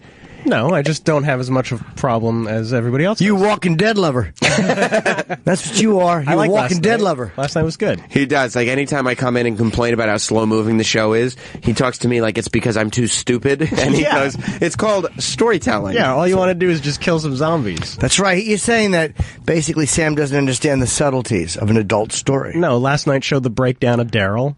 Yeah, but it was like, come on, let's get to some other fucking stuff. And who's the other guy? I've kind of had enough of Daryl, by the way. Well, then you'll like last night. Good. Yeah. Oh, the blonde guy with the Two-Face? With the Jesse or something? Was it Jesse? No, I don't think it was Jesse. I think it begins with a D. Yeah. Dick bag. D-bag? Yeah. Negan's got this guy called Sick Boy who just does everything. Yeah, he's real sickly. Even the zombies don't bite him because they're afraid they'll die. Oh, what a pain in the ass he'd be. To be fucking walking around, you'd have to walk around the forest like you're like Rick and Carl. Hey, Carl. Everybody's trying to escape the zombies, and then you got sick baby D-bag, who just needs to get carried all the time. And Negan just like tells everyone what to do, and sick baby wouldn't like that. Sick baby D-bag can't be told what to. I don't want to kneel. I have bad knees, and it hurts to get down and stand up every time. I threw up so much I damaged my eyes when I was a boy. Can we go someplace where there are less zombies? Because I throw up every time I see a zombie. If they don't bother, they just don't bite him. They just know that he's not good. Yeah, it's not sick baby D-bag, not him. The zombies look at him like he's spurled.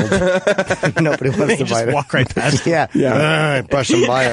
Yuck. Boo. Except then he just complains. Why don't they want to bite me? I don't understand. They look at his thumb. They don't even know his thumb is food. They think it's like a little tree branch. Boo. He builds like you see the Revenant, you know, the thing that they have to carry around Leonardo DiCaprio on? Yes. He built one, and he's like, guys, I was thinking from now on you could just carry me on this. Why do you make D-Bag's voice like I'm not feeling well, because he's a sick baby. I think that name's going to take off. Sick baby D-bag? Aww, little fella. Little sick baby D-bag. Little legs kicking. Falling out of the pussy a month early in a cab. Ah, shit. Yeah. His mother didn't feel well, and she sat on the bowl and dropped him in. Like, all right, another one gone. Yeah. Oh, my God, it's crying. Yeah, and throwing up. He's actually at pictures in the hospital. He's the first miscarriage to survive. Yeah. They sucked him out with a vacuum, and he was just in the vacuum pipe. Let me out of here. Yeah. Let me out. He's got clits on his hands. Oh, they're just thumbs. Oh, little guy. Poor little fella. He was born needing glasses. I need those little baby glasses that you have to, like, you know, they're rubber and you have to tie them around their heads. Yes, sick baby D-bag, you want to contribute? When I was young, I had to wear an eye patch around. I thought you might enjoy that. Ew, why? Were you the villain 2 years ago in Walking Dead? What the fucking name is? Don't worry, D-bag. The kids will think you're a pirate. It'll be cool. Yeah, that's what they told me. It's not how it went. They didn't think you were a pirate? Yeah. No, they did not think I was a pirate. So you were just a douche with an eye patch? Yeah, that sounds more accurate. Yeah, not fun. At least you could wear plastic hooks to cover up those fucking thumbs of yours. Oof. I don't feel well. Can you guys not make fun of me today? I came to school feeling nauseous. Can you guys not make fun of my eye patch? Queasy. So queasy. Excuse me, Miss Hubert. I'm feeling a bit queasy. Did mother coddle you when you were a boy, when you were sickly? When you were a sick young boy, would mother pay attention to you and take care of you when you were ill? I would imagine so. I was an infant at the time, so probably he's like 14 years old, still drinking Pedialites. Yeah. Fucking and not for a hangover, just because you need the electrolytes. You need the electrolytes, D-bag. You know you're a sick baby. He wants to. Mom, I'm 14.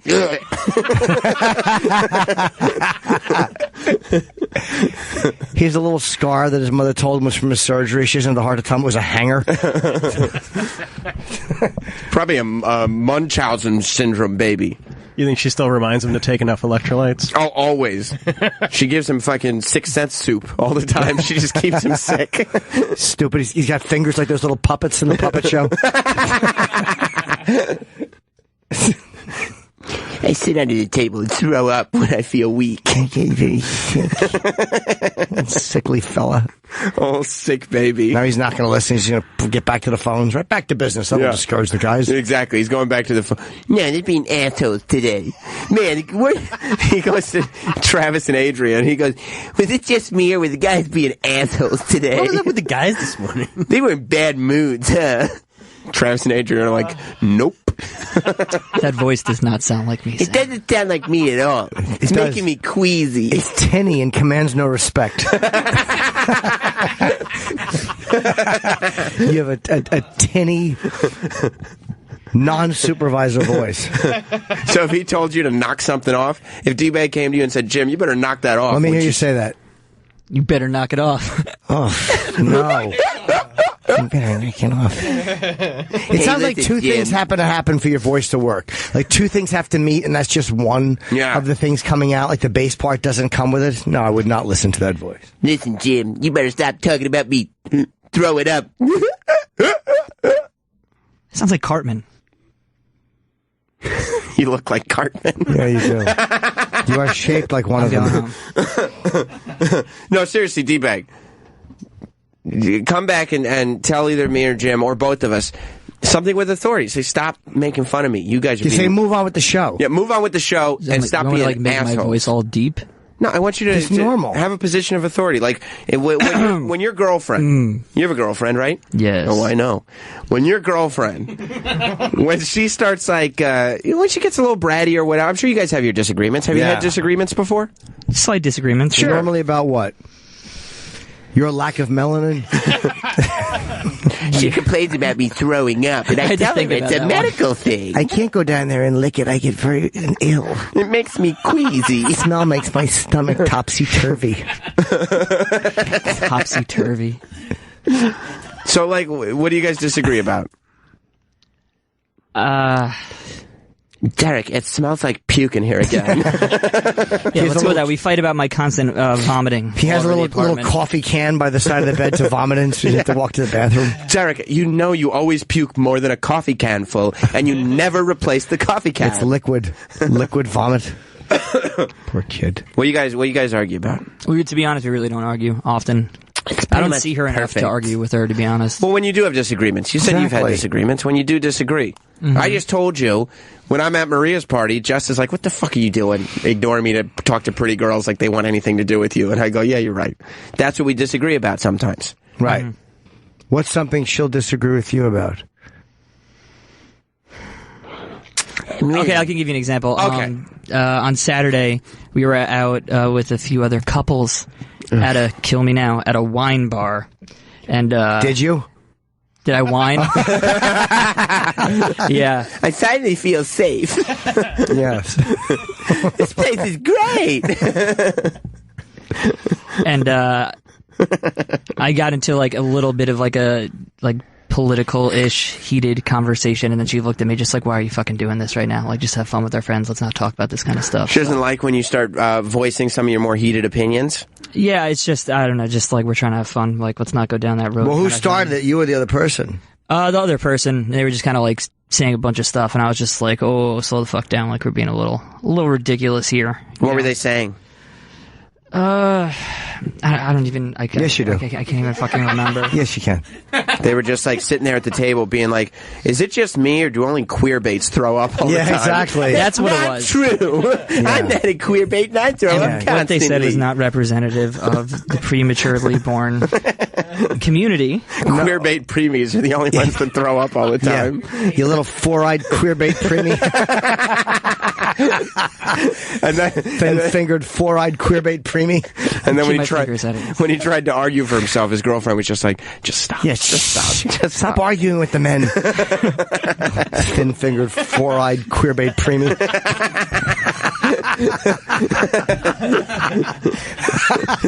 You think he might come across as a queer bait sometime? I think he comes along like a thin-fingered, four-eyed queer bait preemie.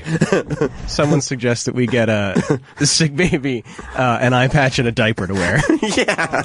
We should have him walk around sometime and a little thing over the head, like the little baby hats that cover the face. A bonnet? A little bonnet. A bonnet and an eye patch? A little bonnet.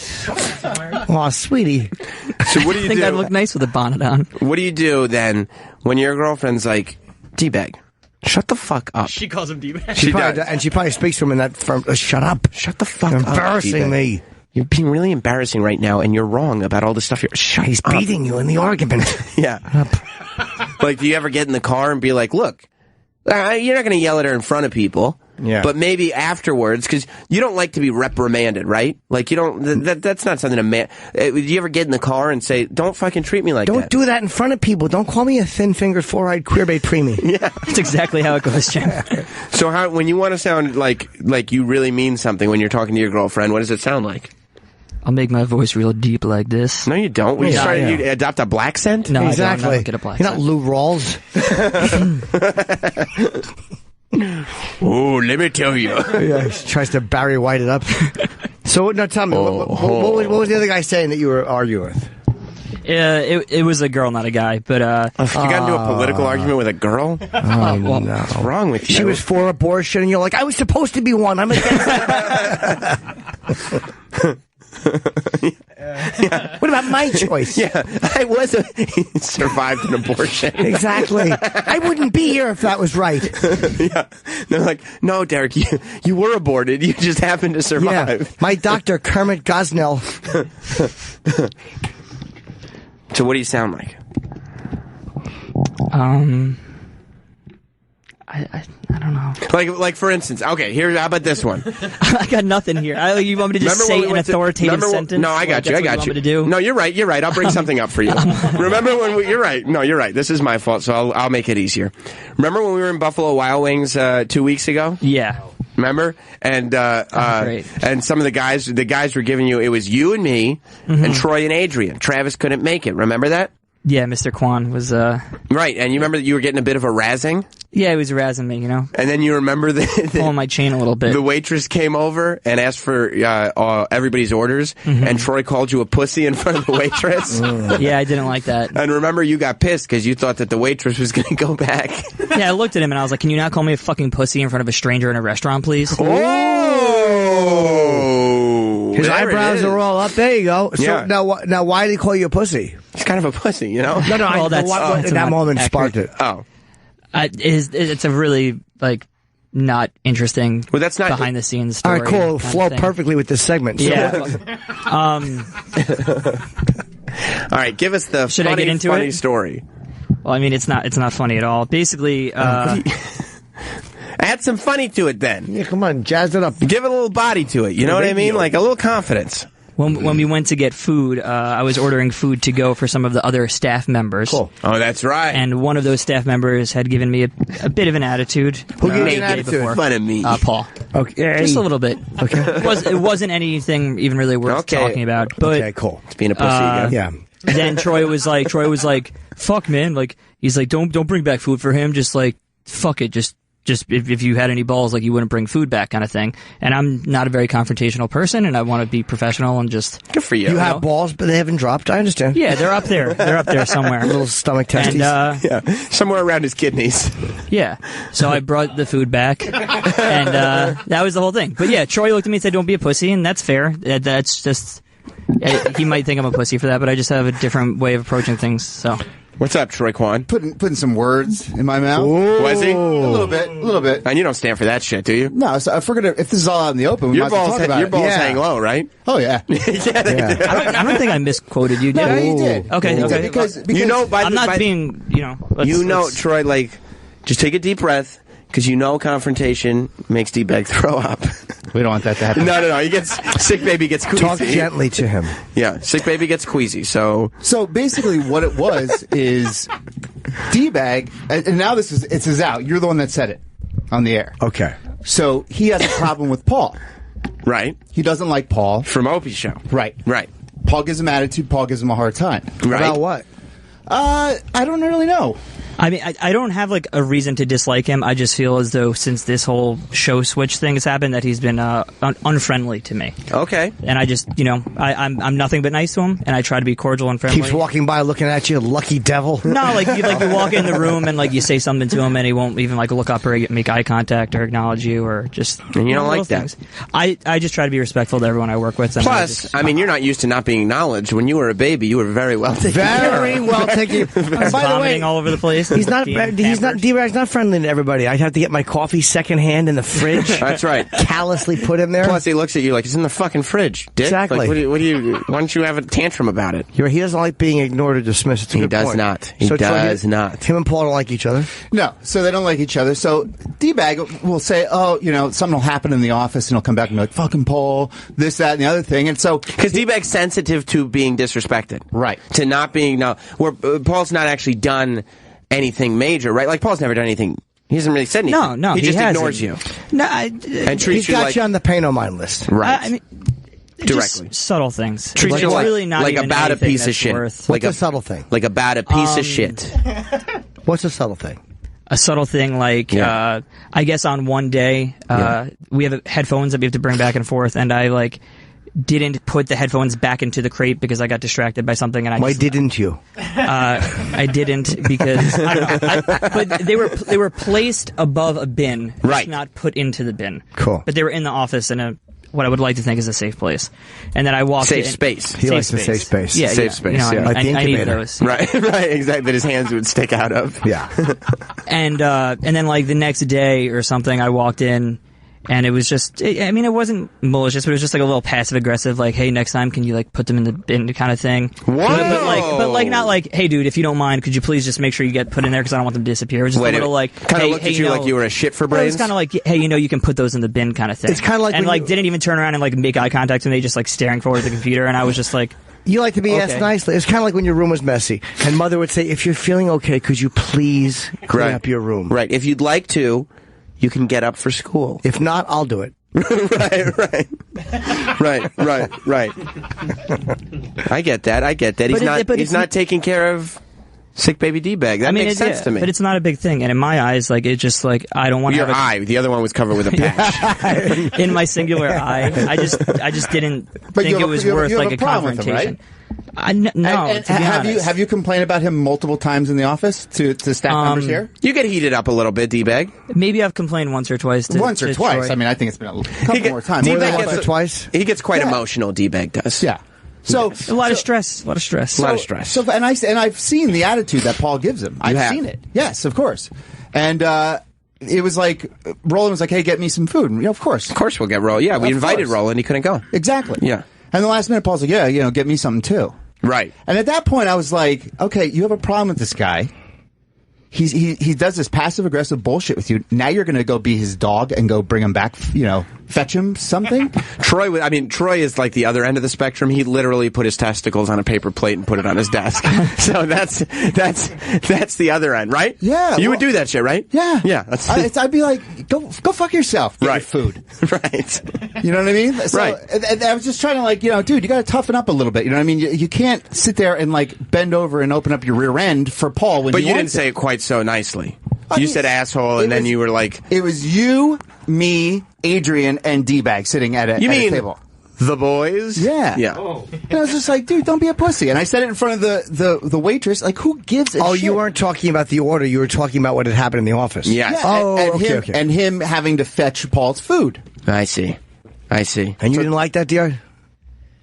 The Paul thing, or the way that Troy him saying that to you? But on top of that, there was also the hour of just constant berating I was getting from all three of them. It wasn't just Troy razzing. Yeah. So you took your anger at Paul out on Troy, basically because you want to confront Paul, so you felt like Troy was a safer target. It seems like a stretch to me. I think that. Is that a stretch? No, he hit the nail on the head. No, I just I have a relationship with all these guys, and it's I'm okay with getting. All at the same time? Oh, fucking little mouth whore. Yeah. The mouth, the asshole, one in each ear. Exactly. Hi, guys, I'm a two-holer. And by the way, D-Bag, we were razzing you, but what did we tell you? Sticking a pinky in the urethra. We're like, we like you, dude. I know, and you're my friends, and that's why we're busting your balls and having fun with you. I know, and I enjoy hanging out with you guys. Malicious. We're not Razzing. I know that. I know that. Razzing. And that's why, probably why, if I do get frustrated and I bitch and complain, I will talk to people like Troy because you love him. Yeah. He's who you want to be. He's a guy who acts like a male. Right. Got tattoos. Right. I have tattoos. You do? Really? Yeah. What do you have? I have one on my arm and one on my shoulder. What do you have? This is like a family crest, and this is like for my aunt who had breast cancer on my shoulder.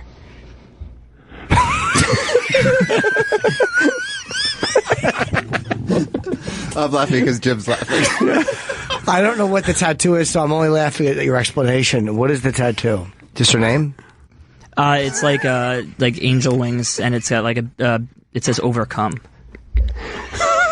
You don't like that? No, I don't mind that. I think that's nice. I also got it when I was 16 years old. No, but the idea of overcome, you probably should have phrased it differently. Because you're thinking about my back and the phrasing. I see where you're going with this. Let me make the come on my back joke before you do. It's weird. Nice it's weird. The tattoo says overcome, but there's come over it exactly. sometimes. They said, a dyslexic did it. No, they said, how do you like your chicken? Yeah, that's why Troy was calling you a pussy, because you went to Buffalo Wild Wings and you were like, yeah, can I have the wings thrown in some cum? Overcome, please. Wings overcome. It's your favorite lunch. Wings overcome. He just cuts a little piece of the wing and moves it around in his nice, delicious sauce. Like chicken tandoori. You ever have that D-bag? That's why the angel wings are there. Wings overcome. Exactly. That's what I'm saying. Yeah. You ever have that D-bag? No, I've never had cum and chicken. That's bullshit. Yeah, exactly. Instead of blue cheese, it dips them into some load. It's right. Your aunt too many calories. Your aunt was perfectly healthy when you got that tattoo. That was a tattoo dedicated to your favorite snack. Yeah, and you made it up. What's that about? Oh, it's about so-and-so. Yeah, you didn't even have an aunt. So what's the family crest? It says my last name, and then it says... Bag? Yeah.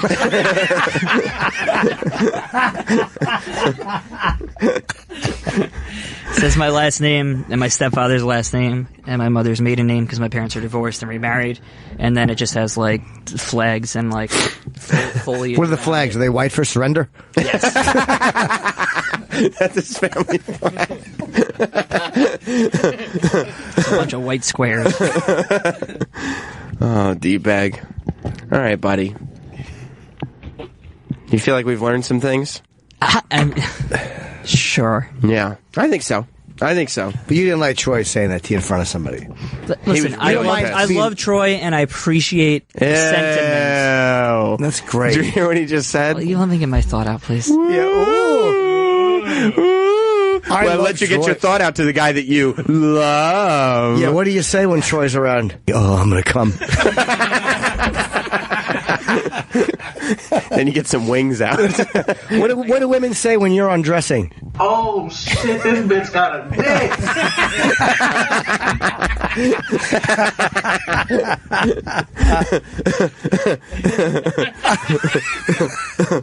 D-Bag doesn't think that's funny. It is. No, he's unamused, looking at the monitor like there's something on there. No, I have to load the first segment for the replay. Oh, yeah, no. That's not as important as this. It's very important. No, I understand, but this is what Adrian's got this lesson before. You know what's more important than the replay? Take. Okay, great, thanks. Yeah. Adrian can do it. He's got it covered. Boy, Adrian. Way to be a team player. He's got it covered. No problemo. Good boy. Adrian's going to fill it in. Because guess what, D-Bag? If we don't have a fabulous live show, what are we going to replay? Am I right? That's true. That's a great point. Thank you. A good show to replay it. After you have some, after you eat some wings dipped in cum, then you got to like tip the bowl towards your mouth. Finish it off. He eats all the sauce. Certainly even does. after he's done with the wings. Absolutely. Does he lick that plate clean? You get sauce in your eyebrows. That's disgusting. Oh, yeah, no. D-Bag got super fucking pissed. Yeah, he did, Troy was right? like, "You're a fucking pussy." And D-Bag goes, "Could you not do that in front of waitresses?" Then we pointed out that we didn't think that the servers at Buffalo Wild Wings were all getting together to have a conversation about what a pussy was sitting You at the didn't table. like being emasculated by a good-looking kind of alpha dude in front of a woman. Sure, yeah. Yeah, I understand. I don't think anyone would enjoy that. Yeah, I understand. But you have to fight back. You got to say to Troy, like, "Hey, don't fucking say that." Yeah. And you Well, have to that's what let I the- did. That's This is what I what you did. should have been. You should have Not been when like the this. waitress is there. Keep that comment to yourself, handsome. Yeah, that's how what you say. Say, "I am a pussy. Hey, I am what I eat." And look up at the waitress like, "Your cunt's next. Your cunt's next, honey."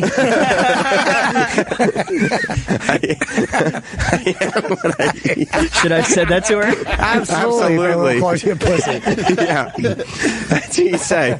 Anybody calls you that from here on out, D-Bag, you find the nearest female, and you say, "I am what I eat," and point to her. Exactly. I just want him to stand up for himself. That's all I want. Absolutely. I know. Because, I mean, dude, if you sit there and you take it from him again, you're just going to keep taking it from him. Better to die on your feet than live on your knees. Right. Although. Yeah, believe me, I'm saying that. I don't mean it. Yeah. I'm going to live on my knees. You already do. Sure do. Yeah, no, I understand that, and I appreciate, and what I was saying earlier is I appreciate that Troy's saying that because he's looking out for me. Yeah, I'm not saying it to be an asshole. No, I understand. Do you have a big that. brother? No, I don't. Just big sisters? Yeah, just one sister. Understandable. She ever dress you up? No. Come on. Come on. We're really she getting did. derailed here. Did she ever? It's all right. When I was a kid, probably. Yeah.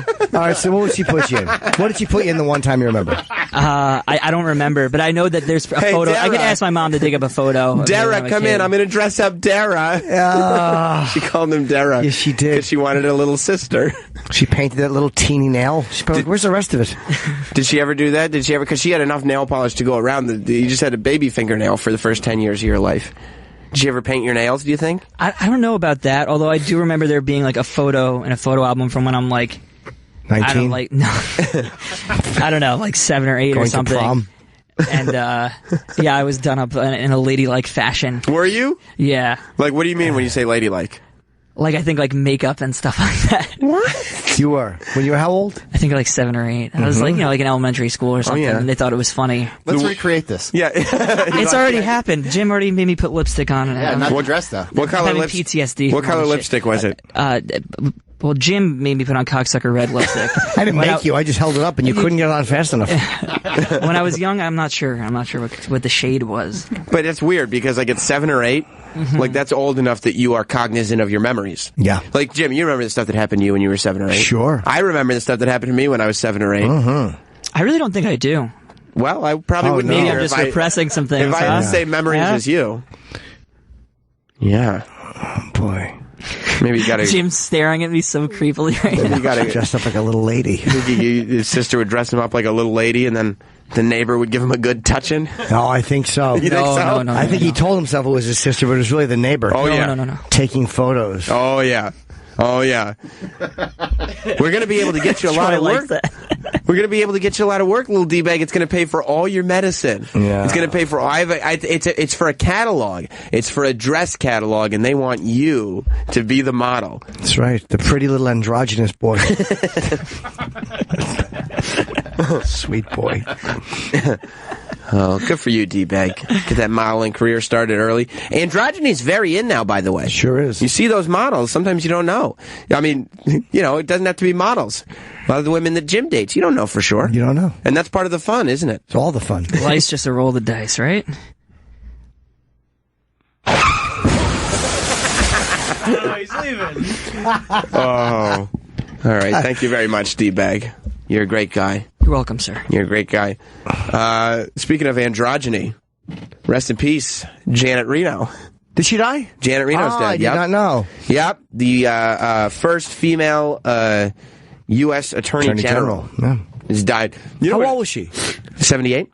Oh, wow. I wouldn't know she was that old. Okay. I haven't. Nobody's heard from her in years, have they? What'd I don't she die of? remember. I don't know. I don't think they've said yet. 78 is not. She's a tall drink of water, though. Maybe giantism. She's a big galoot. She was, wasn't she? She was a lug. I felt bad for her because, like, you know, you want to believe that no matter what you do in your life, controversial or not controversial, that when you die, people are going to remember the good things. Sure. Right? And for Janet Reno, the only thing that popped into my head at first, and I think most idiots like me because Travis came in and had the exact same memory, the only thing that I remembered was Will Ferrell wearing a fucking a skirt suit and kicking through walls. Is going, it's Reno time. That's funny. He'd bring the bass down in his voice to do Janet Reno. But that's all I really remember terribly. Of course, she was Attorney General when Bill Clinton was in office. Oh, she had Parkinson's. Complications from Parkinson's. But yeah. Like, Will Ferrell did Janet Reno so many times. One time she did it with him. And I guess that's when she was finding a sense of humor about herself. Okay. But it wasn't a flattering portrayal. No, I can imagine it wasn't. Will Smith is No a woman large wants man. to hear that you're being portrayed by Will Ferrell. There's no way to make that a compliment. No, even like if they were like Chris Kattan, it's like, okay. He's kind of waif-like. Right, that's not too bad. Will Ferrell is a big, hairy man. Yeah. Well, rest in peace, Janet Reno. But he did all that. The part that really made me sad for her, though, was that not only were people remembering that, but I looked at trending topics this morning. And, of course, Janet Reno is trending because that news broke literally right before we went on the air. And right under it is all the shit that she did poorly.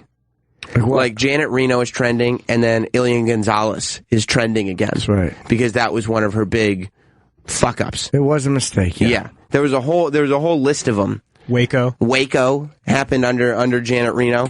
But that's the first thing that people, like, I was looking at it, and all the people that I follow anyway, were all on Twitter just going like, yes, Janet Reno has passed away. First female attorney general, and she was dog shit. Like, everybody was just saying terrible things about her. Whitewater. Yeah, Whitewater happened under her. And one of the administration's most recognizable and polarizing figures, Reno faced criticism early in her tenure for Waco, for everyone. In the spring of 2000, Reno enraged everybody with Ilian Gonzalez. That was 2000, 16 years ago. years ago. That was a long time ago, but that's one of those photos that will just last forever. That was the kid being pulled away, right? Yeah, with the gun. How did they let that photo out? With the gun in his face. Yeah. It's probably the least American photo, based on what America is supposed to be, that you could ever put out. Look at that fucking thing. A terrible photo. A 7-year-old kid, however old he is, being in a closet, being held by his uncle or whoever, and an immigration guy has a big fucking rifle in his face. Yeah. It's crazy. Although they were returning the kid to the father. By gun. Probably the right thing to do. Yeah. I mean, I never cared, but it was a big national thing, and the way it was done, it was not done well. She had an unsuccessful run for Florida governor in 2002, but lost in a Democratic primary marred by voting problems. That sucks. When you have a national platform, like when you're the attorney general, and you're so unpopular that you can't go back to local elections and win, you know you're not well liked. What year was she attorney general? Do you know Travis? I'm looking. Yeah, it's right there. 93. Oh, yeah. She started in 93.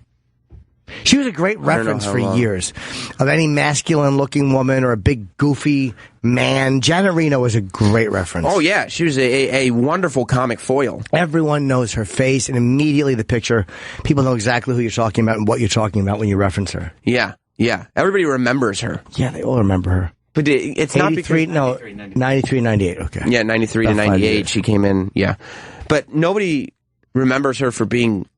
Nobody even remembers her for being the first female to do this job. What did she run for in 2002? Governor. Oh. In Florida. Jeb Bush beat her, or was he not governor then? I don't know. Probably. Maybe. No, but she lost in the primaries. She didn't even win the Democratic primaries. Oh, Democrat. Okay. Yeah. But everybody remembers her because she was a big, tall goof. Yeah. How tall is she? 6 foot. She's 6 foot, okay. She really came across as even taller. Just looking at some of the photos of Will Ferrell dressed like her. It's hilarious. He looks exactly like her. Well, she was a handsome lady, wasn't she? She really was.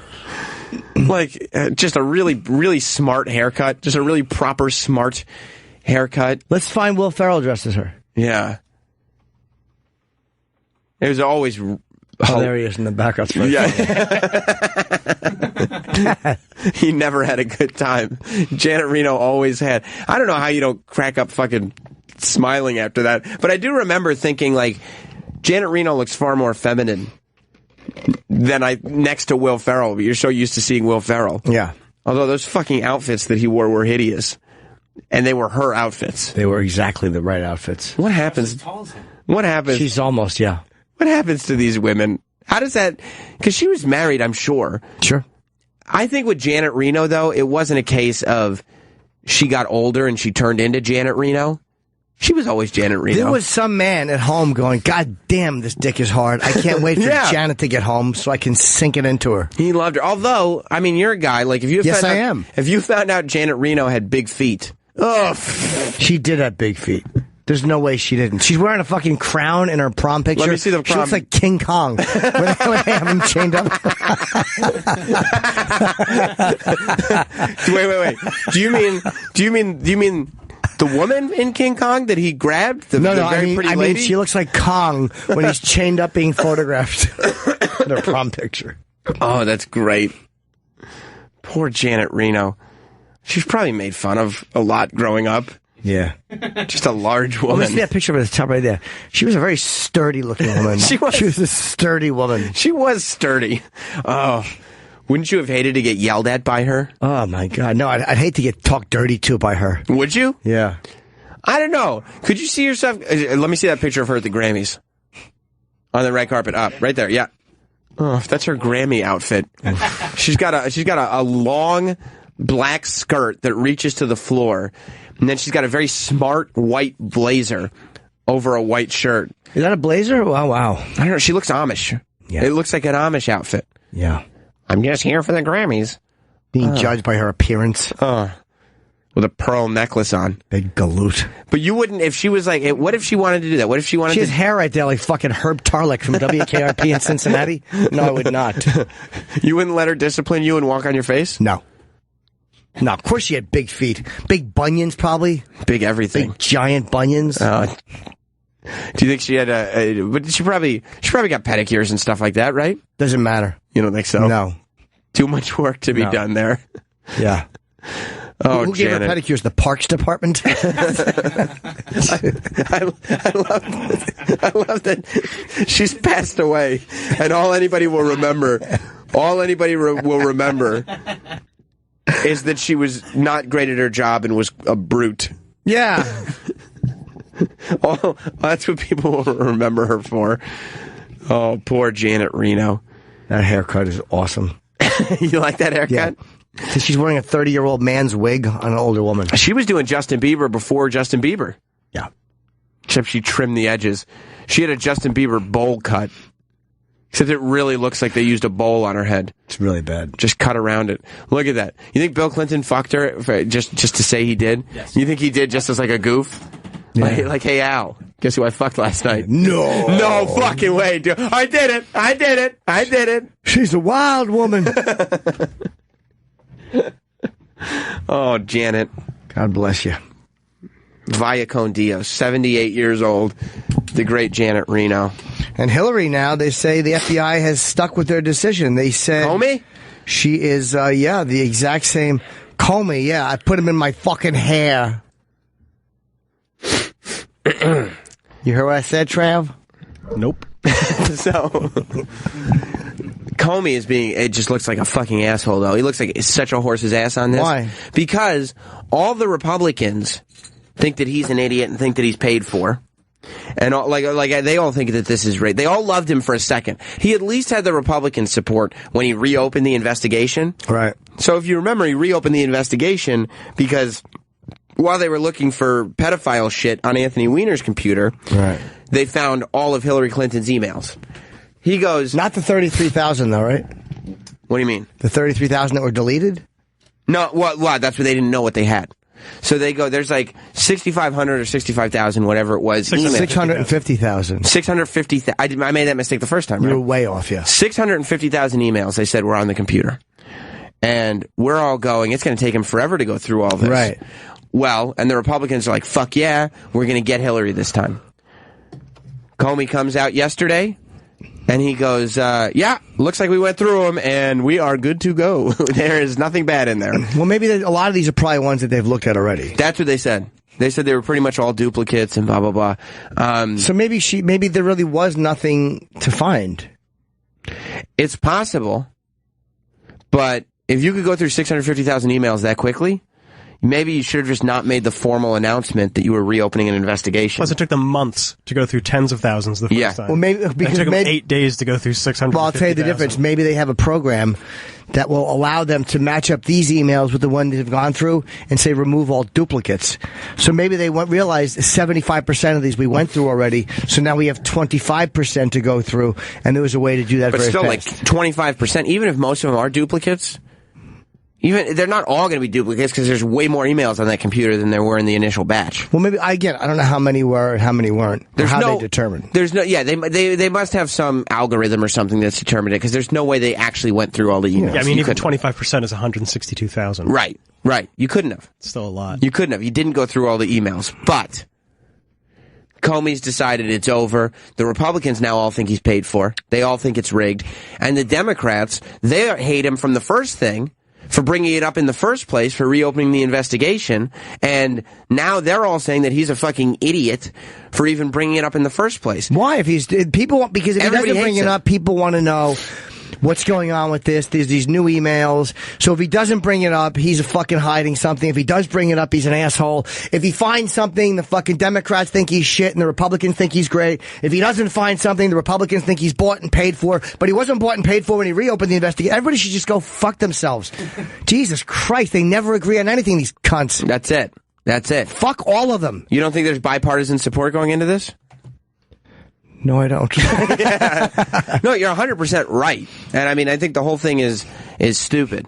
But I 100% understand why everybody thinks Comey's an idiot after this. He didn't play it well at all. I don't know what he was supposed to do. Well, look, you open up the initial investigation. Sure. Then you make your statement, which is everything that Hillary said was a lie. However, we're not filing charges. And you go, what? Nobody understands what's going on because they go, okay, Hillary's not guilty. No. The stuff that she said she wasn't doing, she was doing. But we're not going to do a criminal thing. Was it because they couldn't find anything that was truly highly sensitive or classified? And again, I'm asking. They found at least three emails, right, that were classified. And then Hillary said there weren't any. She was definitely mishandling classified information. I have no doubt. And now they're saying the maid was printing them out. Yeah, they're saying the maid, Hillary Clinton's maid, was printing out classified emails and then going and getting them for her. Now, the issue there is that the maid definitely was reading them because I would read classified emails out of a printer. Of course. I don't know about that. Why? Because she doesn't know they're classified. She's just going to print this. I would read the emails. If fucking Hillary Clinton is like, could you grab my emails out of the printer? I'd be like, number one, what the fuck are you printing emails for? Do you know how much of it is so she could read them, probably? She probably doesn't like reading on a monitor. I get that. She got old peepers? Yeah, she probably wants to make notes on them and stuff. But the bottom line is, when you print 1,000 emails for somebody, and half of them are boring, looks like Netanyahu, like bland shit. Most of them are probably, even classified ones are probably not like, we figured out 9/11. It's probably boring stuff that are classified because in a greater context they give something away. You know what I mean? Former ambassador James said that indeed the travel route could be considered dangerous. Like, just shit like ugh. But across the board, if you don't have rules across the board, strict classified information rules, then what are you classifying information for? What's the point of giving it a classification of classified? The point I'm saying is that if you're a maid reading them, you're probably not finding any interest in them. Probably. So that's why you wouldn't read them. But you're not making the laws on probably. Like you're opening yourself up to vulnerability. No, I get why the laws are there. I'm not saying that they shouldn't be there, and I'm not saying what she did was careless. Right. It was very careless. Yes. And I'm not saying the maid didn't read them. So you're saying that the result of it isn't anything. What we're talking about is a situation where something bad could have happened. Possibly could have. I'm saying in this particular case, I don't give a fuck. Right. And I did at one point, but now that, again, the FBI the second time has said there's nothing to find, like, I don't know what would they like to happen. Like, who do they want to look at these emails, or what would they like to see happen? I think that they would they feel that transparency is not there in the sense that now, like Hillary the fact that Hillary was lying about the emails from the beginning. They're both fucking full of shit. He won't release his taxes. Her with the emails. Fuck them both. But Hillary's lying about the emails from the... But Hillary's whole thing that she's running on is that Donald Trump is evil. Donald Trump is bad. Yes. You have to vote for me because I'm not Donald Trump. If it were anybody besides Donald Trump running for president, Hillary Clinton would be in a lot more trouble. I agree. But she's supposed to be this thing that isn't this thing. Right. And there isn't a lot going on. All of Donald Trump's negatives are being pretty clearly displayed. They are, except for the big one, which is the taxes. That's a big one. That means a lot to me as a person that my fucking guy running for president won't release his taxes. Right. I don't care why. I don't want to hear it. I don't give a fuck why he won't do it. Especially because he's the guy who was going to town on the fucking birther shit. Yeah. And on the birth certificate stuff. Yes, and he's taken... I think he's declared bankruptcy before and said, well, I've used these laws. It's like, I think that we have the right to know. I don't know how that's not mandatory. Yeah, I always thought it was. I did too. But maybe it's not mandatory if you're getting audited. And he said, well, once I'm done being audited. The IRS has said he's allowed to. He can. If he wants to. And he's like, I've chosen to decline their invitation. I really am tempted to vote for Gary Johnson, even though I think he's a fucking fool. That's what I told you. Same thing I was saying, because they're both so hateable, and hopefully, if enough people do it, he ain't winning. But if enough... But you know what? Dave Smith put out a good video about why voting isn't the big deal that people make it out to be. And, like, Ross Perot got a lot of votes. 17% if I'm going by memory. And it didn't change anything. It did change something. Of course it did. What did it change? It got Clinton elected. It cost George Bush the election. But I see what you're saying. It didn't change anything in terms of looking at a third party. Well, that was because... Seriously. I don't know why there was no follow-up the next time. It just became business as usual. Right. What would have to happen is, and this one is different too because Trump is there as opposed to the incumbent and the old governor of Arkansas. That's true. There's a big difference in the fact that this is Trump that is a massive fucking shock to everyone that he's almost the president. Right. So I think the fact that if Trump will get votes between him and if Gary Johnson or any third party gets a decent showing, even if it's just 10%, that people go, wow. So you're saying that because you're adding Trump to it as well... It's a completely different thing. Everybody's going outside the system. People are showing that they are... Donald Trump, to me, is a great way of people are going, everyone is so sick and tired of what's been happening. Right. And if Gary Johnson does a fairly decent showing after what an abomination he fucking turned out to be. And, and he's losing his mind if you see him in interviews. He's great. Handling it terribly. He's probably not the right choice. No. So it annoys me that the libertarians think that this is the fucking savior. Right. Right. Yeah. That's the other thing. Like, you would think the libertarians had all the time in the world. Get your shit together, you dopes. How could you not? When you see, Hillary Clinton's going to be the Democratic nominee. That was never a question. And you see what's going on in the Republican Party. Like, very early on, it was clear that Donald Trump was way more popular than he should have been. The fact that they didn't, at that moment, say, we need to find the best libertarian candidate that we can possibly find is crazy. Maybe he was the best, but he falls apart under the pressure. Maybe the pressure wasn't... A lot of guys do well until a certain amount of pressure hits them and they just fucking collapse. Maybe he's one of those guys. Now they're saying, like, a couple years ago, Gary Johnson was at a debate and faked a heart attack. Did you read that story? I did not. Yes. I saw that video. Oh, no, he was watching Sanford and Son. He yelled, Elizabeth! Look at this video. This is from, I believe, Let me see this. From a... It was a debate on... Oh, I'm sorry. Go ahead. It was a debate on marijuana and legalizing it. And it was from a couple years ago, right? Or a year ago? No, it was from this past year. Let's see. It was uploaded in March, it says? Go on now. Chance of having a heart attack within the first hour after you smoke marijuana. There are legitimate side effects of this drug. He's being sarcastic. The THC, Okay. when in the 60s, I think the governor has had great fun with his humor, but this isn't a funny. It isn't funny. Shut up, you fucking stick in the mud lady. Yeah, he grabbed his chest and he fell on the floor mocking her. That's, again, is that presidential? Maybe not, but it's funny and he wasn't being a maniac. You know what the thing about that video is? It's all context. Because if Gary Johnson had been charming and funny, this entire election cycle, then that would have been like, oh, it's our buddy Gary. Like, isn't that great? But because he turned into an idiot and a maniac, now you watch that with a totally different lens. He probably shouldn't have fallen on the floor either. Fucking, you probably could just grab this thing, put his hand up, and went, oh, hold on, and then smile. Yeah, put his hand up and go, I think I'm having a heart attack. Everybody laughs. Yeah, so the whole thing on voting not counting, I understand why Dave would say that, and you're right, after Perot. But that's a good point about Donald. Perot also, and the same thing as Gary Johnson, but Gary Johnson not nearly as much as Perot. Perot fell apart completely, and Perot did drop out and then come back in. So again, he wasn't taken seriously after that. Was he a libertarian, Perot? Or was he? I don't think he was. I don't think he was a libertarian. What party affiliation did he have? In '92, he was in. He just ran as an independent, right? Or Reform Party. Reform Party. And then in '96, because of ballot laws, he had to run as an independent. I don't remember him even in '96. I remember. In '96, he got way less of the vote, and that's because he wasn't involved in the debates. He got so much of the vote in '92 because he was in the debates and people could see him. Yeah, and they could listen to what he had to say. Yeah. '96 was Bob Dole's year, right? Yes. It was Bob Dole and Bill Clinton. I'm a great American. I fucking love, for some reason when I was a kid, I was obsessed with Bob Dole. I really wanted him to win. Because he had the same athletic ability as you. He's your hero. Did you see Jay-Z? I heard he fucking, fucking drop the N-bomb at a Hillary rally? No, he was doing, it's gone so far out of context because Donald is like acting like that's what happened. Jay-Z did a concert for Hillary, and Hillary came out for it, but he didn't censor his lyrics. But it was his songs. Like, Jay-Z was performing his songs. You know what? Hey, look, the fucking left lives by those rules of we're gonna kill you for what you say. They should die by them too. If a fucking comic was up there and said the word nigger in a joke, even if it was a joke he'd been doing, Hillary would make a statement. She's outraged. She can't believe it. Stop it. But he was performing, good. Jigga. What's my motherfucking name? Cool. And who you rolling with, huh?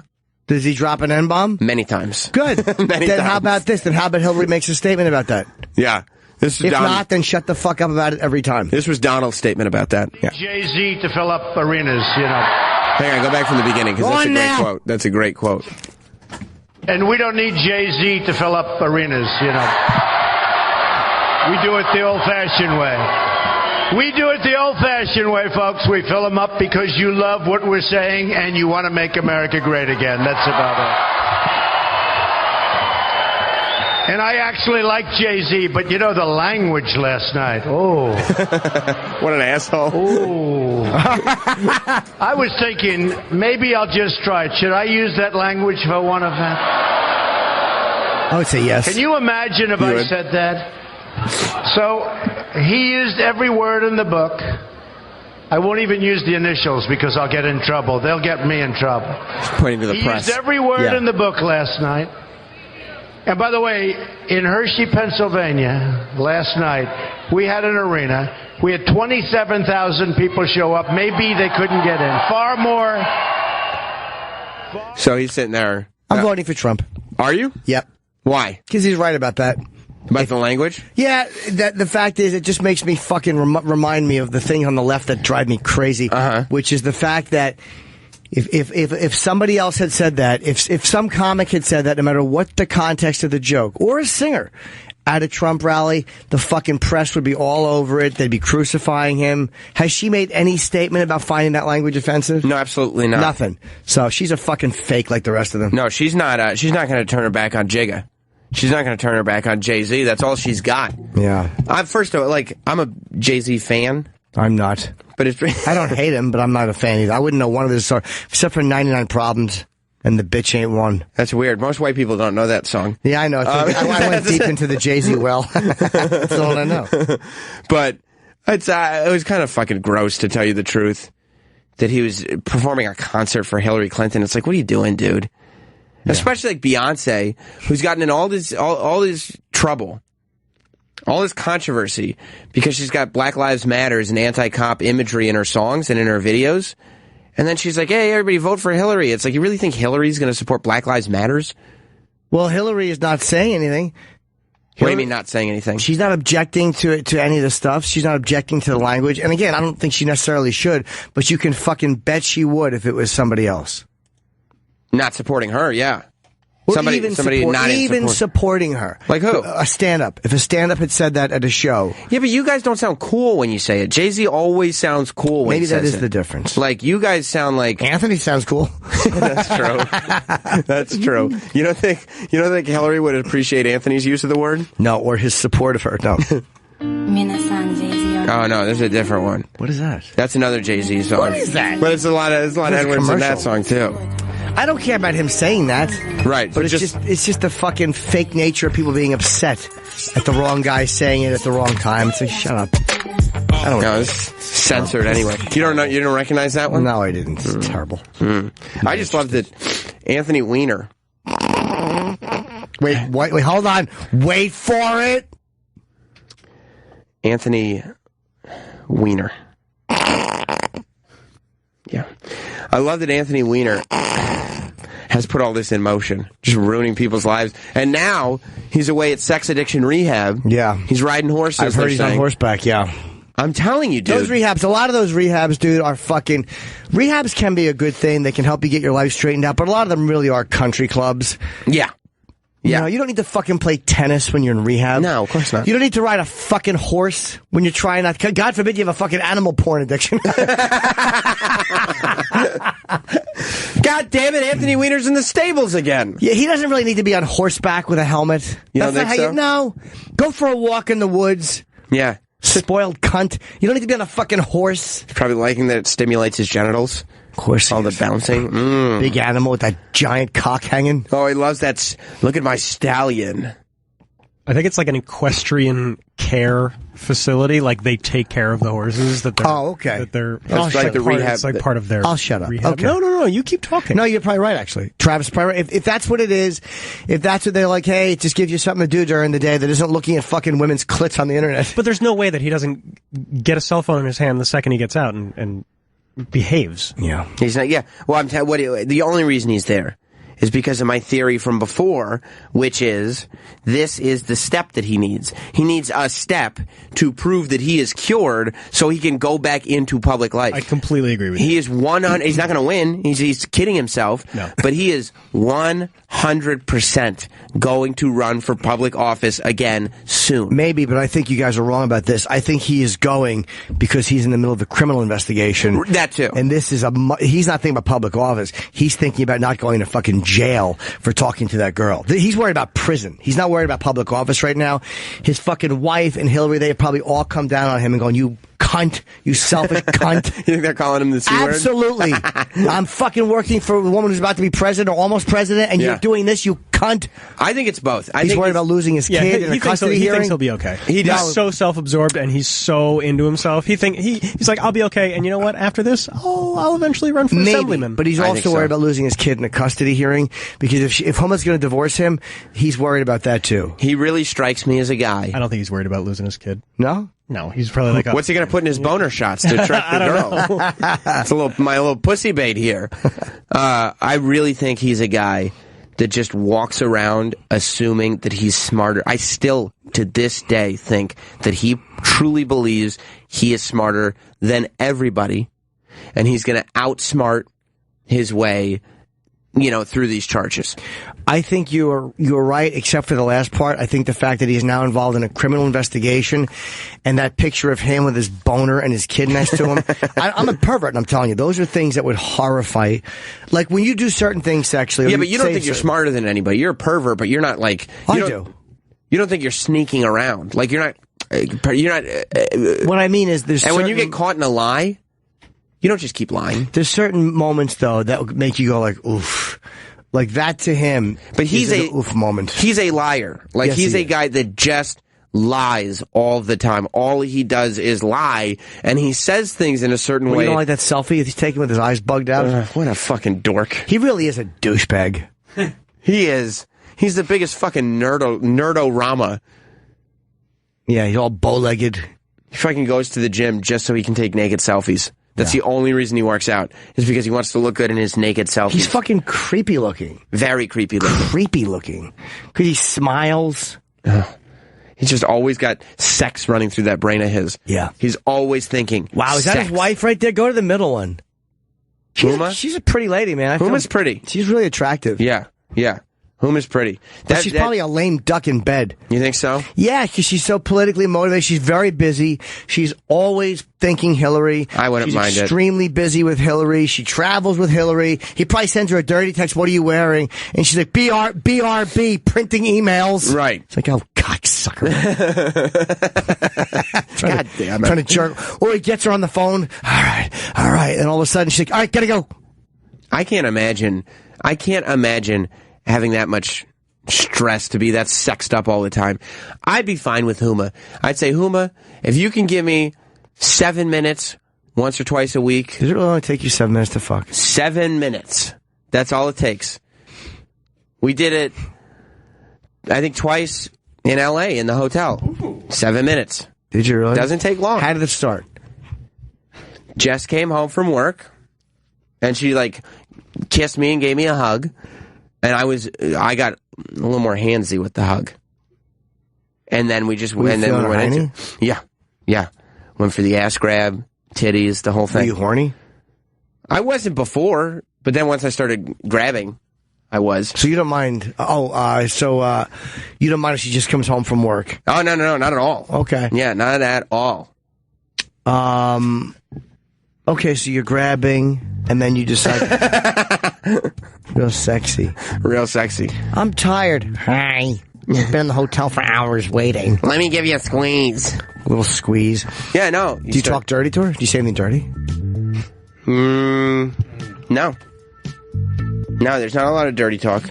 So then you it's only 7 minutes, you know? You peeled her clothes off and went to the bedroom? No, I mean, it's a hotel. So you went to the bed, right. No, I didn't peel her clothes off. She took her clothes off. I took my clothes off. So then you go to the bed? Yeah. And then you kiss more? Kiss. Deep kisses? Yeah. Or pecks? Deep kisses. Okay. And then you, penetrate. Do you put your penis in her mouth? Not that time. I have. Good boy. I will. Okay, fair enough. Do you give her oral? Yeah, sure. All right. Did you that time? No. Okay. No. There's no reason for it. It might have been shorter than 7 minutes, actually, because we skipped that step. Probably more like, probably 6. What position? I was standing. She was laying down. He's lying right there. Basically, she was behind him. He was on his hands and knees. He was trying to think of a cool way. You were standing? Yeah. I can't do that. Was she standing too? No. She was laying down. Okay, cool. Oh, on the bed. All right. Mm-hmm. You're too tall to stand and fuck from the... I have to go bow-legged when I have to spread my legs. Okay, fair enough. You know what I mean? Like spread. So yeah, I understand. And then brace with your knees. I don't want to picture that. Picture it. You're on the bed now. No. And I got your legs pinned up. You're on your back. No, you probably look like the monster from Conjuring 2. Just coming in with the hat on. Okay, so you 7 minutes. Yeah. 7 minutes. But she's happy with that. You're happy with that. She's happy. I'm happy. We're good. We move on to the next thing. That's what me and Huma would be like. I bet Huma only needs 4, though. I'd give Huma a good 4. And then we're good. Move on to the next thing. What do you say when you're about to come? Nothing. She can tell. How? I get harder. Oh. Yeah. Yeah. So she knows. What do you do after you come? If I can go you just go wipe up? Yeah, throw a fucking towel at her face. No, and then, we just take a breath. I exit. We clean. That's it. You Brexit. Keep it topical. That's all you need. Okay. That's all you need, bro. We gotta take a break. Unless you have more questions. I'm not trying to avoid, but... Plenty. That was fine. We're gonna run out of show. Twice. Huh? Fucking stud. Yeah. Twice. Kids all cuck. That's right. That's right. Kids all cuck. We're gonna take a break and wrap the show up after this. Wait, where's the salt and pepper? I was enjoying Push It. That was just part of the production. So good. Welcome back to Jim Norton and Sam Roberts. Don't forget, we had a lot of fun shows out in L.A. We certainly did. With some really great guests. Dan Harmon, Bill Burr, Jerry Shepardini, Lyle Chipperson. Jerry Shepardini was not there. You can listen to all of them, I believe, on SiriusXM On Demand. If you got the little app, you can binge. You can give yourself a little Jim Norton and Sam Roberts marathon today. Yeah. So listen to all the LA shows. We'll also have video probably going up of all that stuff. Probably my favorite moment was the Bill Burr, Bob Kelly story. Of course. But it was great, right? Yeah. All that stuff will go up this week, as the days go by, as they tend to do. You can follow us all over the place. Twitter, Instagram, Facebook, Snapchat, YouTube to get updated on everything and when it goes up at Jim and Sam Show. That's Jim and Sam Show. If you want. And thank you to all the people who came out to the show and gave the show such a nice support. I mean our show by the way they responded to it, and they seemed very happy to see Sam there. Yeah, it was nice.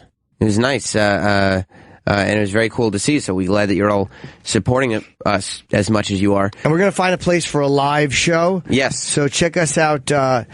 If you want to come see us live, we'll let you know where. I'm going to come into Fort Lauderdale next week. I think the 17th, 18th, 19th.